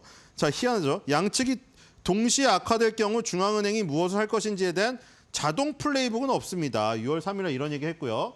자, 뒤로 가보겠습니다. 자, 빨리 갈게요. 의장, 제롬 파월 의장. 더 많은 데이터를 보기 전까지는 데이터에 대한 올바른 대응이 무엇인지 알 수 없기 때문에 선제적으로 대응할 수 있는 상황이 아닙니다. 그래서 느림보 거북이라고 했고요. 트럼프가. 자, 존 윌리엄스 뉴욕 연방준비은행 총재. 연방준비은행 총재 중에 유일하게 가장 돈이 많은 곳이니까 뉴욕. 여기만 영구 투표권자입니다. 인플레이션이 영구화될 수 있기 때문에 인플레이션이 지속되는 것을 피하고 싶을 것입니다. 그리고 그렇게 하는 방법은 비교적 강하게 대응하는 것입니다. 자, 인플레이션이 영구화될 수 있다. 인플레이션 관세 얘기 이거 트럼프 발작 버튼입니다. 그렇죠? 이거 누르면 안 돼요. 필립 제퍼슨 부의장 지금까지 발표된 관세 또 관세자 들어갔네요. 관세 인상이 지속된다면 이는 디스인플레이션의 진전을 방해하고 적어도 일시적인 인플레이션 상승을 초래할 가능성이 높습니다. 그래도 부의장은 일시적이라는 표현을 썼네요.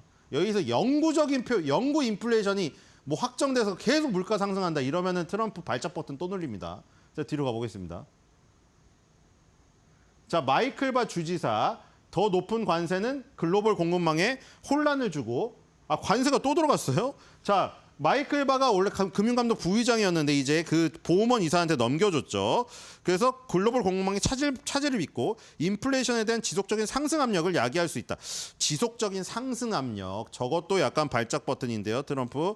자, 그다음에 쿠글러 주지사 5월 중순부터 90일간 중국산 최고 관세가 부과가 중단된 후 어떤 의미에서 나의 기본 전망은 우리가 도구를 사용해야 하는 정도와 그 규모라는 측면에서 바뀌었을 수 있다. 90일간의 조금 약간 애매한 얘기를 했네요. 이분은. 그렇죠? 그다음에 수잔 콜린스 이분도 지금 투표권자인데요. 보스턴 연준 총대는 4월 10일 이후에 별 언급이 없었습니다. 자, 뒤로 가보겠습니다. 자, 그다음에 여기서는 네, 없습니다. 뒤로 가보겠습니다. 투표권이 없어요. 자, 보우먼 이사는 4월 10일 이후에 특별한 통화정책 의견이 없었습니다. 보우먼 이사를 금융감독 부의장 자리에 마이클 바를 밀어내고 이 앉힌 사람이 트럼프죠. 향후 FRB 의장에 대한 얘기도 나왔었는데 의장에 대한 얘기는 다른 쪽으로 넘어갔고요. 보우먼 이사는 그래서인지 특별한 언급을 안 했습니다. 발작 버튼 누르기 싫겠죠. 둘이 친하니까요. 자, 무살렘 지금 투표권 있고요. 세인트루이스 연방준비은행 총재입니다. 우리 연준은 단기 기대치가 장기 인플레이션 기대치에 스며들 정도로 높아지는 것은 원하지 않습니다. 자, 장기 인플레이션까지 안 가는 것을 바란다고 어쨌든 그런 표현을 썼죠. 자, 그다음에 슈미트 캔자스시티 연방준비은행 총재 있죠. 비용이 얼마인지 고객이 무엇을 하고 싶은지 알지 못한다면 계획을 세우기 어렵다. 또 애매한 얘기 했네요. 그렇죠? 자, 뒤로 가겠습니다. 자, 없습니다. 다. 뒤로 가보겠습니다. 자, 없어요. 베스맥도 없고요. 뒤로 가보겠습니다. 자, 이거는 밑에 얘기를 넣어놨습니다. 3월에 연준감독 부의장으로 지명됐을 때 4월에 상원지명 청문회에서 관세의 경제 효과가 불분명하다고 말했습니다. 그렇죠? 트럼프가 임명했는데 트럼프의 발작 버튼을 살짝 건드렸어요. 사실. 관세가 경제 효과가 없다. 왜냐하면 지금 관세가 경제 효과가 대단하다고 트럼프가 선전하고 있기 때문이죠. 자, 뒤로 가보겠습니다. 자, 그다음에 항상 파월이 연설할 때 맨 앞에 다는 거 있잖아요. 최대 고용과 안정적인 가격. 그러니까 이 최대 고용과 물가 안정이 연준의 이중 책무입니다. 그걸 항상 말하고 시작하고요. 모범생이에요. 뒤로 가보겠습니다. 자, 그리고 이제 경제는 견고한 입지를 유지하고 있다. 여기까지는 트럼프랑 생각이 같아요. 자, 뒤로 가보겠습니다. 자, 그리고 여기까지도 같아요.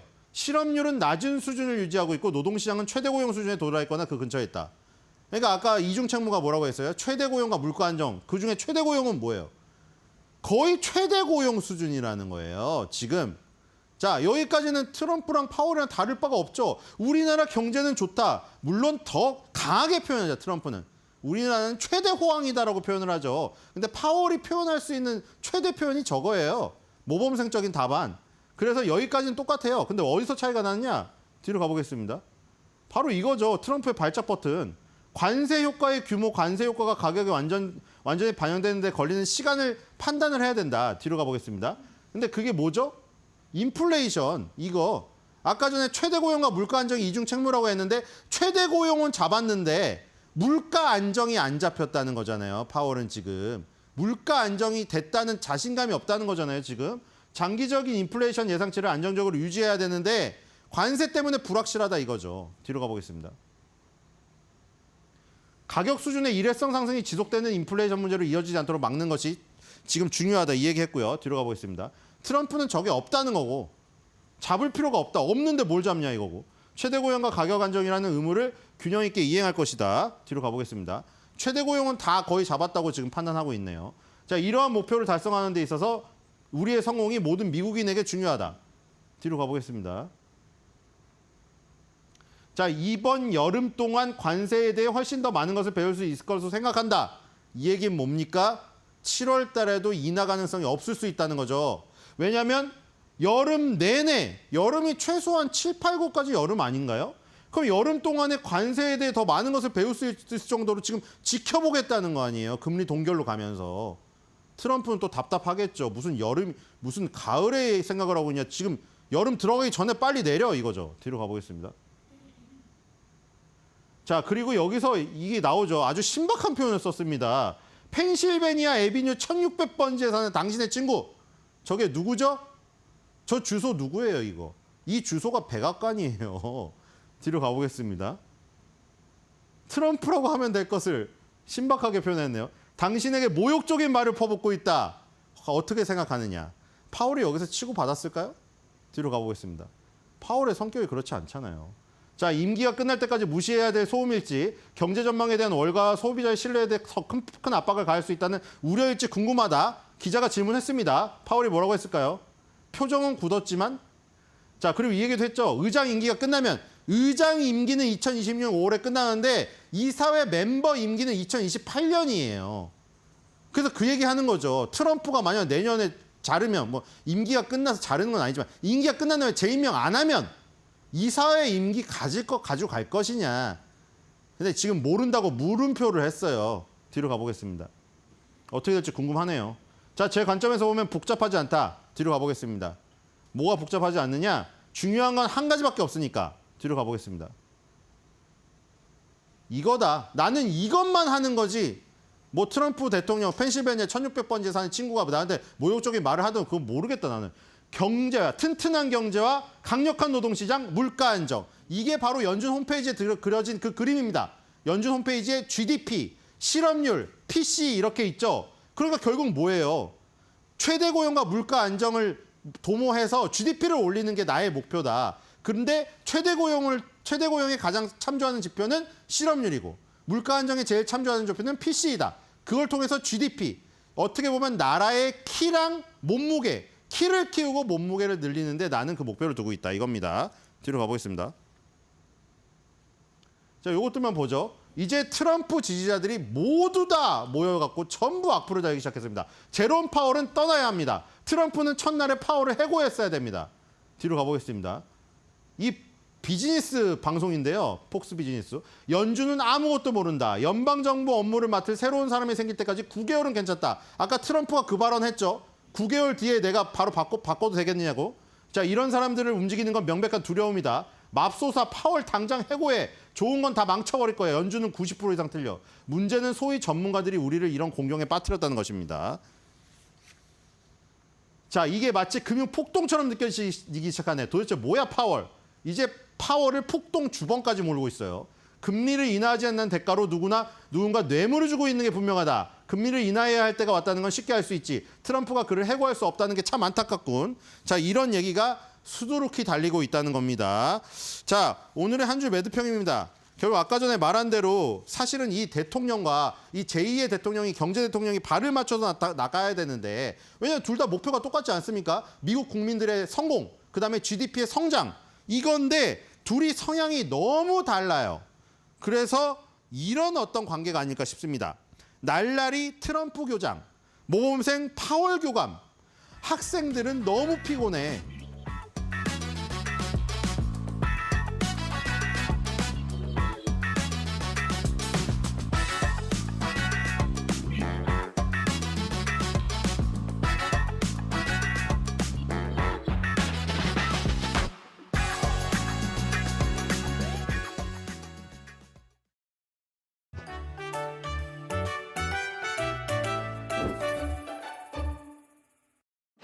안녕하세요.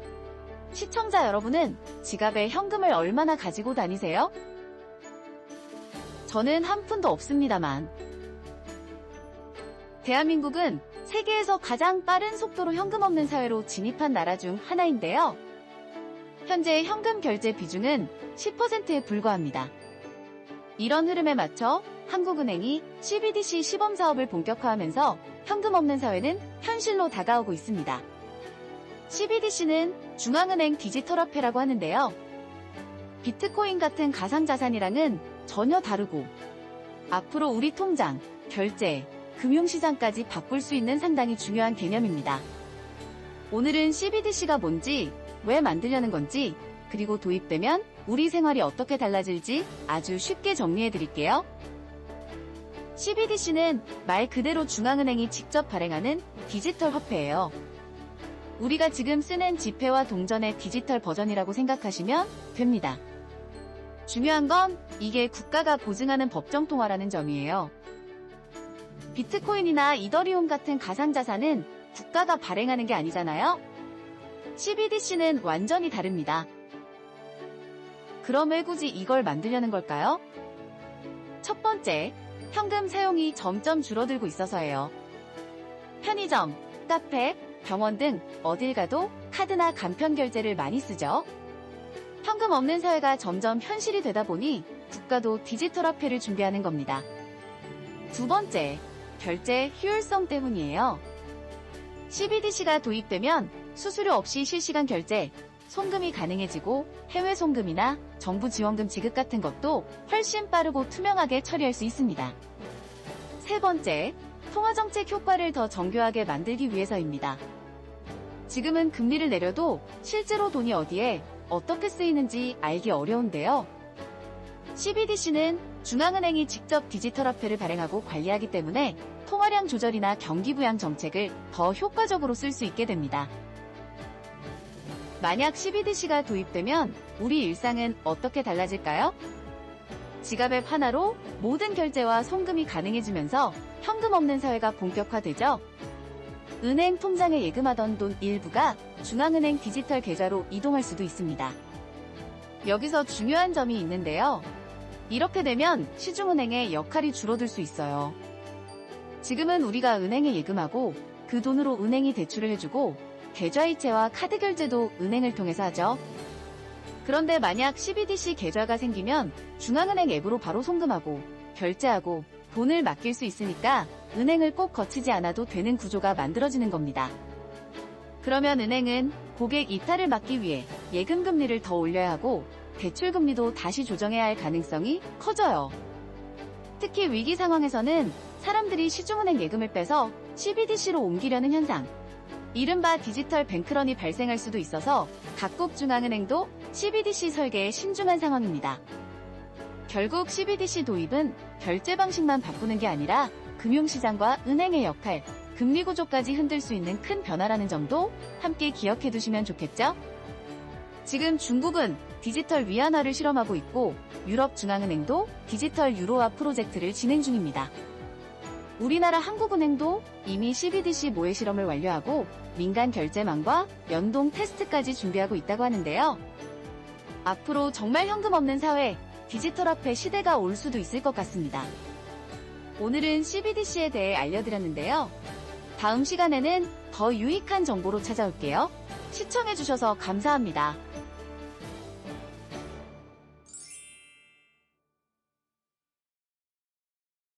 네, 오늘 우리 시장은 또다시 3,000피를 눈앞에 두고 아쉬운 모습을 보이고 있습니다. 장 초반 최고 2,996선까지 오르면서 오늘은 정말 넘어설 수 있었나 싶었는데요. 중동 리스크의 관세 우려로 인한 연준의 금리 동결, 또 관망 기조까지 나왔죠. 여기에 3거래일 연속 상승 흐름을 이어왔던 만큼 3,000피 문턱을 넘지 못한 것으로 일단 파악이 됩니다. 현재 시간 지수 흐름 함께 체크해 보겠습니다. 먼저 전반적으로 우리 주요 지수 일제히 약세 흐름을 보이고 있습니다. 그 가운데 코스피 지수 먼저 구체적으로 살펴보면요. 먼저 코스피가 장 초반에는 좋았는데 장중 약세 전환이 됐죠. 장중 낙폭을 키우면서 현재 시간 기준 0.5% 하락한 2,956선, 2,960선도 무너졌습니다. 코스피 200도 오늘 약세 흐름 가져가는 것으로 봤을 때 오늘 전반적으로 대형 주단에서 상승 흐름이 나오지 않는 것으로 보이고 있고요. 코스닥 지수 마찬가지로 하락 추세 이어갑니다. 0.3%가량 빠지면서 777선에서 움직이고 있습니다. 그렇다면 수급은 어떨까요? 현재 시간 기준으로 투자자들 매매 동향 함께 보시죠. 개인만 사자세 보이고 있는 가운데 외국인과 기관이 많이 팔고 있습니다. 외국인과 기관 때문에 현재 지수가 하방 압력 키우고 있는 것으로 보이는데 일단 외국인이 2천억 원가량 거센 매도 포지션 취하고 있는 점 체크하고 가면 좋겠습니다. 코스닥도 함께 보시죠. 코스닥 매매 동향은 어떨까요? 코스닥 마찬가지로 외국인과 기관의 팔자세 나오고 있는 가운데 기관은 그래도 50억 원가량만 팔면서 눈치 보기 장세를 연출하고 있습니다. 개인만 1,500억 원가량 현재 순매수 흐름 가져갑니다. 그렇다면 오늘 환율도 함께 봐야겠죠. 오늘 환율 흐름 일단 이 연준이 매파적인 FOMC 결과를 소화하면서 원달러 환율 하락이 제약되고 있다라는 KB증권의 리포트 나왔습니다. 다만 이에도 트럼프 대통령이 이란과의 협상 가능성 열어뒀다는 점에서 원화가 다시금 강세할 수 있는 이 강세 여지는 남아있다라는 점 함께 확인해 보시면 좋겠습니다. 네, AI 정책 수혜감 날로 높아지고 있는 상황 속 이 AI 데이터 센터가 국가 전략기술 사업화 시설로 지정됐습니다. 이에 따라서 이 AI 산업은 반도체, 2차 전지에 이어서 투자 금액에 대한 최대 25% 세액 공제를 받을 수 있게 되는데요. 여기에 더해서 과기부는 18일 열린 국정기획위원회에서 AI에 관한 구체적인 정책 방안을 내놨습니다. AI 진흥을 위한 조직을 신설하고 국내 독자적인 AI 생태계 구축 등이 골자인데요. 이에 담긴 정책 내용 먼저 구체적으로 살펴보겠습니다. 과기부는 AI 분야에 5년간 총 16조 761억 7천만 원을 투입할 예정인데요. 이를 통해 첨단 GPU 5만 장을 확보하고 AI 데이터 센터를 건설해 일명 AI 고속도로를 만들 예정입니다. 또 글로벌 AI 모델 성능의 95% 수준으로 모든 국민이 사용할 수 있는 AI 서비스를 구축합니다. 이를 통해서 한국 내 독자적인 AI 생태계를 만든다는 계획인데요. 과기부의 독자적인 AI 체계 구축, 즉 이 소버린 AI 관련주들이 시장의 주목을 받고 있습니다. 하정우 AI 수석을 배출한 네이버가 정책에 대한 수위에 가장 많이 받을 것이라는 JP모건의 분석도 나왔죠. 네이버 주가 함께 보면요. 어제 급등에 이어서 오늘 또다시 신고가를 경신했습니다. 현재 시간 기준으로 4%가량 오름세 보이고 있는데 25만 3천 원 선에서 움직이고 있고요. 카카오도 오늘 네이버 급등세에 힘입어서 함께 튀어오르는 흐름 보입니다. 52주 신고가 경신했습니다. 9% 넘게 강세 가져가면서 6만 200원 선 보이고 있습니다. BQAI도 오늘 강세인데요. BQAI 주가도 함께 보시죠. 14% 오름폭 키워갑니다. 2,700원 선 지나가고 있습니다. 어제 열린 국정기획위원회에서 다수의 정책 방안이 논의가 됐죠. 여기에 5대 문화 강국을 위해서 콘텐츠 산업에 51조 원을 투자한다는 계획이 공개되면서 시장에 큰 주목을 받고 있습니다. 문화체육관광부는 K컬처 시장을 300조 규모로 확대해 세계 5대 문화 강국을 실현한다는 이 대통령의 공약 이행을 위해서 문화 재정을 대폭 확대한다고 밝혔는데요. 현재 정부 총 지출 대비 1%가량에 불과한 문체부 예산을 2030년까지 2% 이상으로 늘리고 또 5년간 총 51조가량의 예산을 확보해서 K 콘텐츠의 해외 진출을 지원하게 됩니다. 또 콘텐츠 산업 육성을 문화강국 핵심 전략으로 삼아서 K 콘텐츠 창작 전 과정에 대한 국가 지원을 강화하겠다고 밝혔는데요. 이를 위해서는 5조 가량의 예산을 투입해서 플랫폼 생태계를 개선하고 또 콘텐츠 제작자에 대한 세제 혜택 방안 등을 마련합니다. 한편 지난 10일에 민주당이 만화와 출판물을 세액공제 대상에 포함하는 개정안을 발의한 적이 있죠. 웹툰 관련주들이 일제히 오른 바 있는데요. 웹툰 제작비가 세액공제 대상에 포함됨에 따른 겁니다. 오늘 정책에 대한 모멘텀까지 함께 추가되면서 웹툰 콘텐츠 관련주 일제히 상승 흐름 보이는 가운데 미스터블루가 11% 넘게 강세 흐름 가져갑니다. 1916원 선 지나가고 있고요. 키다리 스튜디오 주가도 함께 살펴보시죠. 4% 넘게 5%가량 오름세 보이고 있습니다. 4,060원 선 거래되고 있습니다. 핑거스토리 주가도 함께 확인해 보겠습니다. 현재 시간 기준 6%가량 약 6% 오르면서 2,970원 선 지나갑니다. 현대차 그룹의 제네시스가 고성능 전기차 모델을 중심으로 유럽 시장 공략 확장에 나섭니다. 제네시스는 럭셔리 전기차 수요가 높은 프랑스, 스페인, 이탈리아, 네덜란드, 유럽 4개국에 전기차를 집중 출시할 계획이라고 밝혔는데요. 먼저 GV70 전기차, GV80 전기차 등 간판 모델을 중심으로 판매에 돌입하는데 유럽 럭셔리 전기차 시장을 공략한다는 구상을 내세우고 있습니다. 그렇다면 제네시스는 왜 전기차를 집중 공략할까요? 유럽 자동차 시장에서 2035년부터 내연기관차의 판매가 전면적으로 금지되기 때문입니다. 이 때문에 유럽 자동차 시장은 친환경차에 대한 수요가 빠르게 증가하고 있는데요. 2027년에는 고급차 시장의 전기차 비중이 전체의 절반에 육박할 것으로 전망되기도 하고 있습니다. 이 규제에 따라서 현대차와 기아는 유럽 공장의 전동화 전환에도 속도를 내고 있는데 현대차는 내년까지 유럽 내 전기차 생산 거점을 3곳으로 늘리고요. 신규 모델을 확보해서 유럽 시장의 경쟁 우위를 확보할 것이라고 밝혔습니다. 업계 관계자는 이번 제네시스 유럽 출시에 대해서 주요 전기차 시장인 유럽에서 저가 공세를 벌이는 중국, 비아디 등에 맞서 현지 생산 역량을 강화하는 것으로 보인다면서 이후의 친환경 규제에도 부응할 것으로 기대된다고 말하기도 했는데요. 유럽에서의 전기차 수요 꾸준히 증가세를 보이는 가운데 오늘 주가 흐름 함께 보겠습니다. 일단 현대차 오늘은 조금 약보합권에서 거래가 되고 있습니다. 20만 5,500원 선 지나가고 있습니다. 기아 주가도 함께 체크해 보겠습니다. 현재 시간 기준으로 1.21%가량 빠지고 있습니다. 97,700원 선 거래 중입니다. 네, 오늘 우리 시장은 정책 모멘텀 위주로 움직이고 있는 가운데 전반적인 지수 상황은 장 초반에 비해서는 약간 아쉬운 흐름을 보이고 있습니다. 오늘 우리는 어떤 포인트에 집중해서 시장을 살펴봐야 할까요? 저희와 함께 이어서 알아보시죠.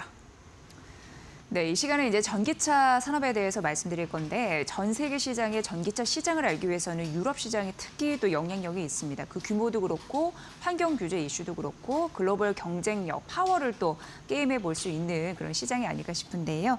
5월 유럽 전기차 시장 분석해 드릴 거고요. 중국 시장에서 들려온 얘기가 좀 상당하잖아요. 이 중고차 시장의 위협도 오늘 분석이 가능할 것 같습니다. 제 옆에 윤석천 경제평론가님 와 계십니다. 어서 오십시오. 네, 안녕하십니까. 네, 오늘도 의미 있는 분석을 좀 해주실 것 같은데 일단 유럽 시장에서 전기차 판매량이 그래도 괜찮았네요. 잘 네. 가고 있네요. 예, 그렇습니다. 예. 1월에서 뭐 4월 달까지 판매가 그런 대로 괜찮았잖아요. 네. 그런데 뭐 사실 2분기부터는 이게 좀 주춤하지 않냐는 뭐 여러 가지 의견들이 있었어요. 그런데 그런 우려에도 불구하고 유럽의 전기차 시장은 일단 잘 가고 있다. 이렇게 말씀드릴 수가 있을 것 같습니다. 1월에서 4월까지 누적 판매량이 한 112만 4천 대 정도였었어요.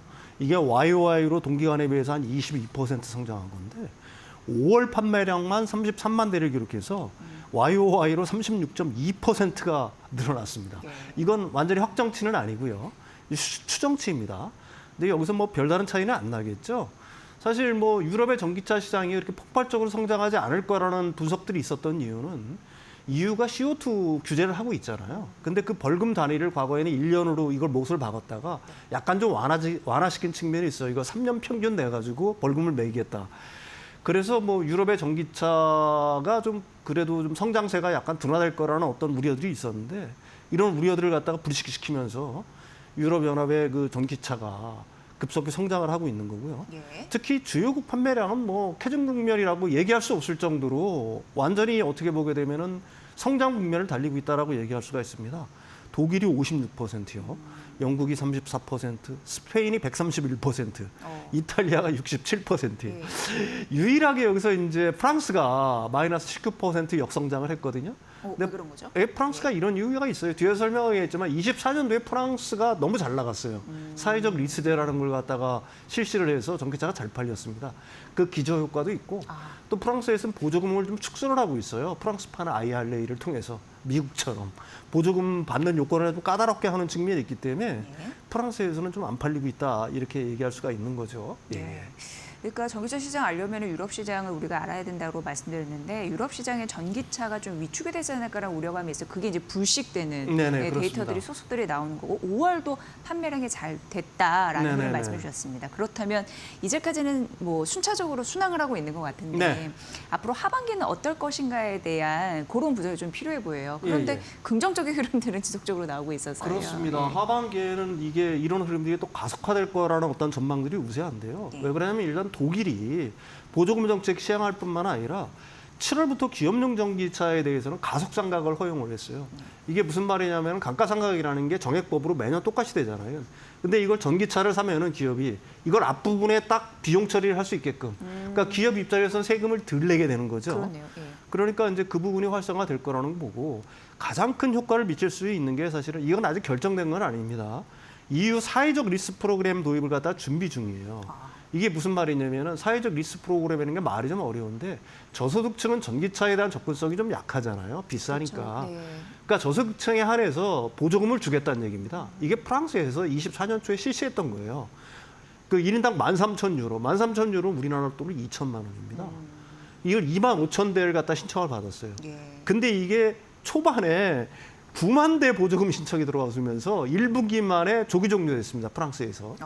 그러니까 예산이 이제 전부 다 소진이 된 거죠. 그래서 프랑스에서 24년 프랑스가 역성장한 이유가 그때 잘 그렇죠. 팔려가지고 예. 근데 이제 EU 전체적으로 이걸 갖다 프랑스의 이 사회적 리스제를 갖다가 차용을 해서 이걸 갖다 EU 전체적으로 실시를 하겠다는 겁니다. 그 규모가 어느 정도냐면은 867억 유로예요. 이게 135조 원 규모인데 네. 이게 사회적 기후기금이라고 이미 있는 거거든요. 이 기금을 동원해서 이걸 하겠다는 거거든요. 근데 만약 프랑스처럼 13,000 유로를 갖다가 지원을 하게 되면은 이게 최대 670만 대 분량입니다. 근데 반 정도 줄여서 한 1,000만 원 정도만 보조한다. 그러면 어떻게 되겠어요? 1,300만 대 이상의 신규 시장이 창출이 되는 거죠. 네. 그다음에 마지막으로 이제 기업용 전기차 의무화를 갖다 준비 중인데요. 사실 유럽 연합 내에서 유럽에서는 일반 가계보다는 기업용 차량 수요가 더 많아요. 한 6대4 정도 된다라고 얘기를 합니다. 근데 기업용의 전동화가 좀 늦어지고 있어요. 이걸 갖다가 가속화시키기 위해서 이거는 예산이 투입되는 게 아닙니다. 전기차가 기업에서 전기차를 살 때는 세제 혜택을 주는 거예요. 반면에 내연기관차를 사게 되면 세제 혜택을 없애는 겁니다. 그러니까 당연히 기업으로서는 세제 혜택을 받을 수 있는 기업용 차량을 그렇죠. 전기차를 갖다가 더 선호하겠죠. 이게 만약에 법제화가 된다라고 하게 되면은 한 200만 대의 추가 수요가 생길 거라고 예상을 하고 있는 거거든요. 그러니까 이 위에 세 가지를 갖다가 동시에 만약에 실행한다고 하게 되면은 이 올 하반기에는 사실은 올 하반기 아니면 내년에는 유럽 전기차 시장이 어떻게 보게 되면은 폭증? 어떤 그 성과를 갖다 거둘 수가 있을 거다. 이런 전망이 가능한 거고요. 네. 사실 뭐 내년부터는 자동차 업체들이 CO2 배출 규제가 더 강화될 거 아니겠습니까? 그 규제를 맞추기 위해서라도 그 전기차들을 갖다가 더 많이 팔라고 애를 많이 쓸 거고요. 또 유럽에서 이제 저가 전기차들 많이 본물처럼 나오지 않습니까? 그래서 이제 올해 하반기, 내년부터는 전기차 시장이 더 성장할 거라는 것들이 대세인 거고, 아까 리포트에서 나왔던 것처럼 현대 기아차가 거기에 이제 고급차 위중으로 전기차 라인업을 강화하는 이유도 바로 이런 이유 때문이다. 이렇게 얘기할 수가 있을 것 같습니다. 네. 캐진 국면을 완전히 돌파한 그 유럽에 대한 현실을 지금 말씀해 주셨는데 말씀하셨다시피 스페인이 뭐 131%고 독일 같은 경우에도 56%고 프랑스도 이전에 잘 팔렸던 그 환경을 보니까 국가에서 세금도 좀 저렴하게 해주고 보조금도 쏴주는 네. 그러니까 이제 이런 배터리 산업이나 2차전지 산업 같은 경우에는 국가에 좀 장려해 주는 게 정말 필요하구나 이런 걸 좀 느끼는 그렇습니다. 대목이 바로 여기에 있는 것 같고요. 네네네. 예. 앞으로 이제 긍정적인 흐름들이 나타날 가능성이 있다고 하니까 유럽 시장은 워낙 우리 산업에서 중요한 시장이기 때문에 그렇습니다. 반등 모멘텀 여기서 나와줄 수도 있겠다는 생각이 드네요. 그렇습니다. 예. 거기서 LFP가 뭐 중국산 배터리들이 우리 시장을 갖다 원래 유럽은 우리 동무대였잖아요. 예. 잠식은 하고 있지만 그럼에도 불구하고 유럽 시장 전체적으로 파이가 커지면은 우리나라 배터리도 그만큼 성장을 할 수가 있겠죠. 예. 예. 예. 그러면 이제 위험 요소라고 생각하시는 그 부분에 대해서 좀 언급을 해드려야 될 것 같습니다. 지난 시간에도 중국 그 전기차 시장의 현실을 아주 잘 꼬집어 주셨잖아요. 네네네. 여기도 엄청나게 많이 만들어내니까 재고가 쌓이면서 네네네. 이게 뭐 파장이 만만치 않다라고 말씀해 주시면서 네. 이해가 정말 잘 됐거든요. 네네. 근데 이게 이제 중고차 시장에서도 네. 문제가 되는 것 같아요. 예, 근데 우리 그렇습니다. 산업은 어떻게 이걸 받아들여야 될지 우리 후속편이라고 생각하면서 듣도록 하겠습니다. 예. 중국의 자동차 재고가 지난 시간 350만 대라고 얘기를 했습니다. 이게 1년 중국에서 생산하는 그가 팔리는 자동차의 한 15% 정도 되는 거거든요. 근데 문제는 뭐냐면은 이게 재고 상태로 그냥 놔두면 안 되잖아요. 어쨌든 팔아야 되잖아요. 예. 그러니까 신차는 못 파니까 이걸 중고차로 내다 파는 게 이제 유행입니다. 0km 보통 중고차라고 얘기를 해요. 그래서 기존에는 한 30% 정도 할인된 가격으로 중고차 시장으로 이걸 넘겼다라고 얘기를 해요. 근데 여기에 변수가 하나 생긴 겁니다. 지금 뭐 BYD라든지 체리 자동차라든지 엄청난 할인을 하지 않습니까? 신차들. 네. 이게 뭐 37%에서 50%예요. 그러니까 기존의 재고차들은 어떻게 되겠어요? 더 낮은 가격으로 중고차 시장으로 흘러갈 수밖에 없겠죠. 그쵸, 예. 뭐 50% 막 이런 식으로 이제 어떻게 보게 되면 날릴 수밖에 없는 겁니다. 저고체 표현을 하게 되면은. 근데 문제는 또 뭐 있냐? 이미 중고차를 가지고 있는 사람들. 그렇죠. 그러니까 작년에만 그 전기차가 1,100만 대 팔렸고요. 23년도에 900만 대. 그 전에 한 500만 대 정도 잡으면 지금 굴러다니는 전기차가 2,500만 대 정도 됩니다. 그럼 이 사람들의 자산 가치는 어떻게 되겠어요? 예. 신차들이 막 50%, 60% 덤핑 쳐서 중고차 시장으로 흘러 들어가는데 이 사람들의 중고차 가격은 뭐 거의 어떻게 볼까요? 거의 휴지 수준이라고 얘기할 수가 있겠죠. 또 있습니다. 사실 이제 중국 정부는 이게 이제 너무 이런 식의 문제가 되니까 전기차 업체를 갖다 통폐합시켜서 줄이려고 하는 거예요. 맨 처음에 그 중국에서 전기차 위기를 시작을 할 때 전기차를 생산하던 회사들이 대충 몇 개였는지 아십니까? 놀랄 거예요. 1,000개입니다. 1,000여 개. 1,000개요. 예. 근데 그게 줄고 줄어서 200-300개로 줄고 줄어서 네네. 현재는 한 70개 정도 된다라고 그래요. 이걸 7개로 다시 줄이겠다라고 하는 거거든요. 그럼 문제는 뭘까요? 나머지가 생산한 기업들, 다 그 없어지는 기업들의 기존의 자동차를 갖고 있던, 전기차를 갖고 있던 사람들은 어떻게 되겠어요? 그다음에 AS는 어떻게 되겠습니까? 이 차들에 대한. 사기도 찝찝한데요. 그 사기뿐만이 아니라 이 차 자체들은 거의 휴지가 돼버리는 거야. 네. 중고차 시장에서. 네. 이미 기존에 타고 있는 차들도 마찬가지고요. 그러면 이게 이제 중국 국민들한테는 어떻게 그 영향을 미칠 것이냐면은 사실 이게 전기차라는 게, 자동차라는 게 보통 부동산 다음으로 큰 자산 가치를 가진 굉장히 큰 자산이잖아요. 중국에 뭐 많이 성장을 했다라고 하지만 1인당 GDP를 따져보면은 이게 지금 엄청난 재산이란 말입니다. 한 대에 뭐 1,000만 원, 한 2,000만 원 하는 거는. 네. 근데 이게 지금 휴지가 되어가고 있다는 얘기거든요. 그다음에 지금 자신이 타고 있는 차가 AS 받을 가능성도 이제 굉장히 낮아지는 거겠죠. 회사 통폐합이 자체가 돼가지고 없어진다라고 없어지니까. 하게 예. 되면은. 이런 것들이 이제 사실 중국의 어떤 전기차 산업에 어떤 영향을 미칠 것이라는 걸 갖다가 우리가 유추를 해보면은 일단 지금 헝다 사태가 불거진 후 중국 부동산 시장에 좀처럼 매기가 없잖아요. 계속해서 하락하는 상황이잖아요. 왜 그럴까요? 사람들이 부동산을 사면 손해네. 그렇죠? 예. 그러니까 중국 부동산 정책이라든지 이런 것들에 대한 어떤 신뢰가 완전히 날아가 버린 상황이란 말입니다. 근데 이게 전기차 산업에 똑같은 현상이 벌어지고 있는 거예요. 내가 두 번째로 갖고 있던 자산이 휴지가 돼버리네. 이게 정부의 잘못된 정책, 뭐 이런 것 때문에. 그다음에 그러니까 정부 정책에 대한 어떤 불신으로 첫 번째로 이어질 수가 있는 거고요. 두 번째로는 이제 그 중국 전기차에 대한 불신으로 이어질 수가 있는 거겠죠. 예. 그러면 이제 여러분들이 입장을 바꿔놓고 한번 생각을 해보십시오. 다음에 내가 차를 살 때, 그러면 이거 중국차 살까요? 안 살 것 같아요. 그렇죠? 예.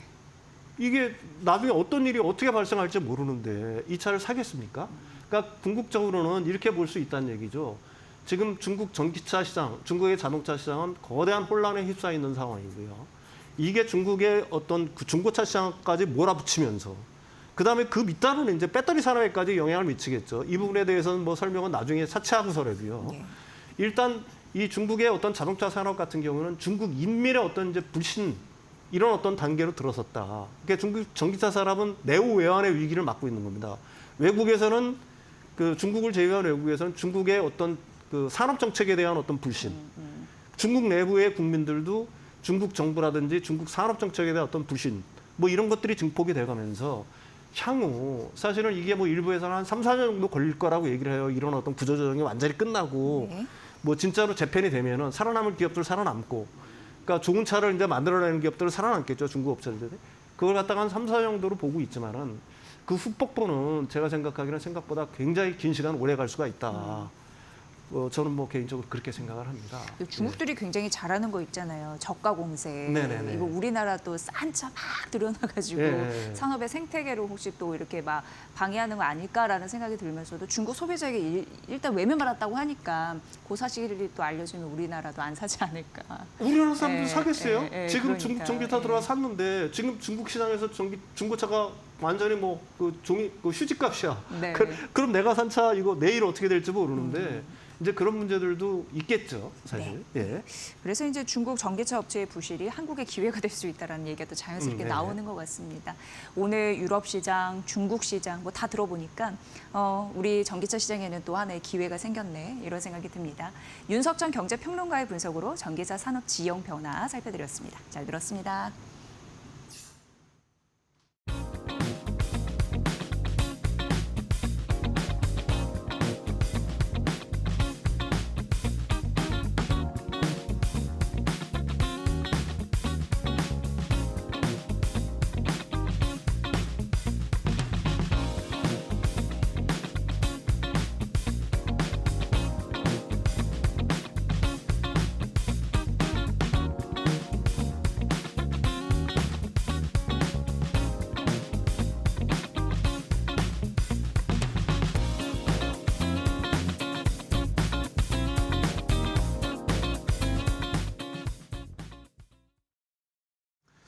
자, 코스피 3,000선 넘기가 어쨌든 지금 한 단계 고비에 와 있습니다. 계속해서 문턱까지 갔다가 내려오고 왔다 갔다 하고 있는 상황인데, 자, 코스피 3,000을 넘어서 4,000, 5,000까지 갈 수 있는 추가 부스터가 될 수 있는 것은 무엇일까요? MSCI 선진지수 편입, 올해 가능할 수도 있다라는 그런 이야기들이 나옵니다. 만약에 이게 성공이 된다면 우리나라의 지수가 엄청나게 올라갈 수 있는 모멘텀이기 때문에 한번 분석을 해보도록 하겠습니다.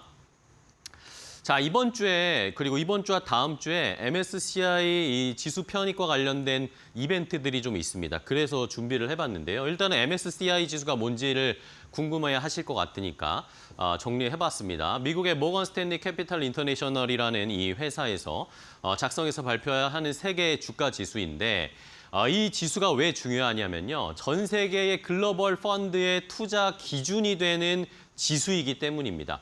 그리고 글로벌 주가 지수, 이 미국계 펀드의 95%가 이 MSCI 지수를 추종하면서 포트폴리오를 짜고 있습니다.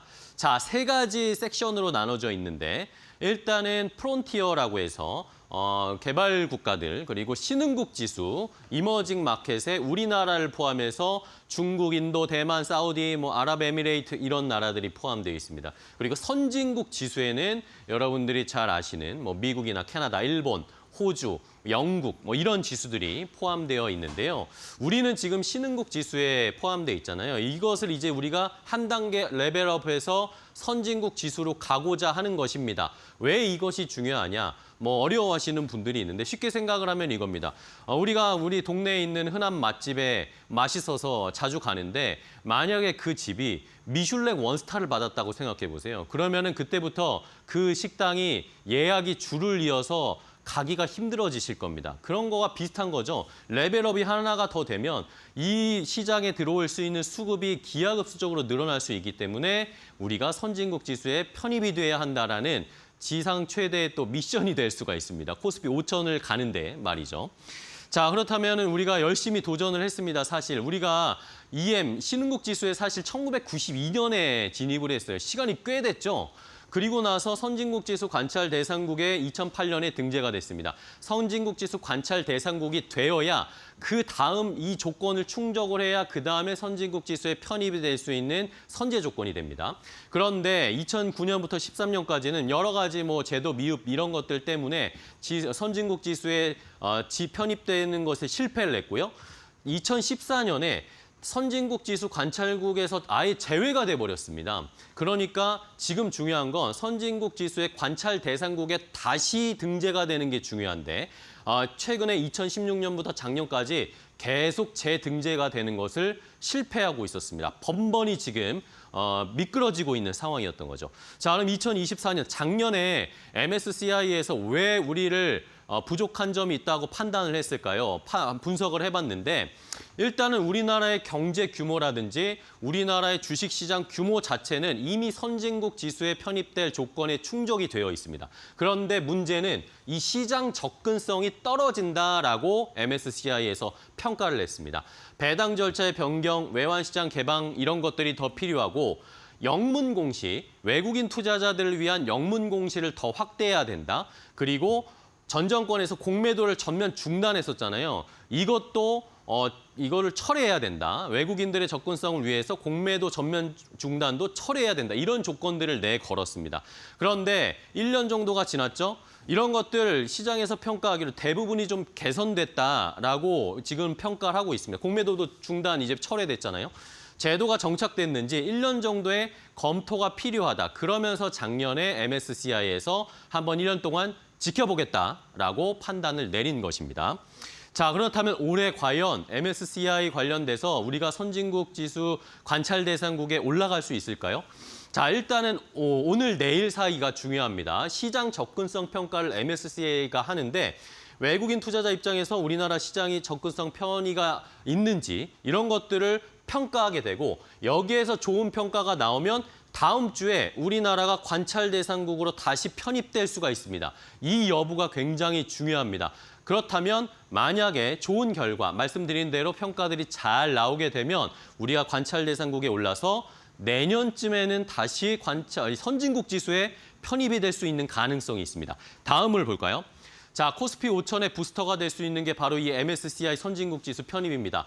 MSCI 선진국 지수 편입되면 우리나라에 50조, 70조 자금이 더 들어올 수 있다라는 식의 글로벌 투자은행이나 경제연구원들의 이야기가 있습니다. 만약에 다음 주에 우리가 관찰 대상국으로 다시 분류가 되면 빠른 시일 내로 만약에 경과가 되면 내년에는 선진국 지수의 편입 발표 선정이 될 수 있고요. 그리고 2027년, 2년 후에는 선진국 지수에 실제로 편입이 될 수가 있습니다. 자, 실제로 편입되고 나서 외국인 수급이 들어오는 게 아니라요. 우리가 들어간다라는 이야기가 나오는 순간 외국인 수급이 강하게 들어올 수 있다는 거. 이것이 코스피 5천의 또 하나의 조건이 될 수 있다는 거 잘 확인해 보시기 바랍니다. 앵커 브리핑이었습니다. 네, 오늘 시장 쉬어갑니다. 쉴만합니다. 코스피 네. 3천 여정에 있어서 정부 정책 수혜 이런 부분 잘 판단하시면서 종목 선별해 보시죠. 네, 오늘 저희가 준비한 소식은 여기까지고요. 저희는 내일 더 좋은 정보 가지고 찾아뵙겠습니다. 시청해 주신 여러분 고맙습니다. 고맙습니다.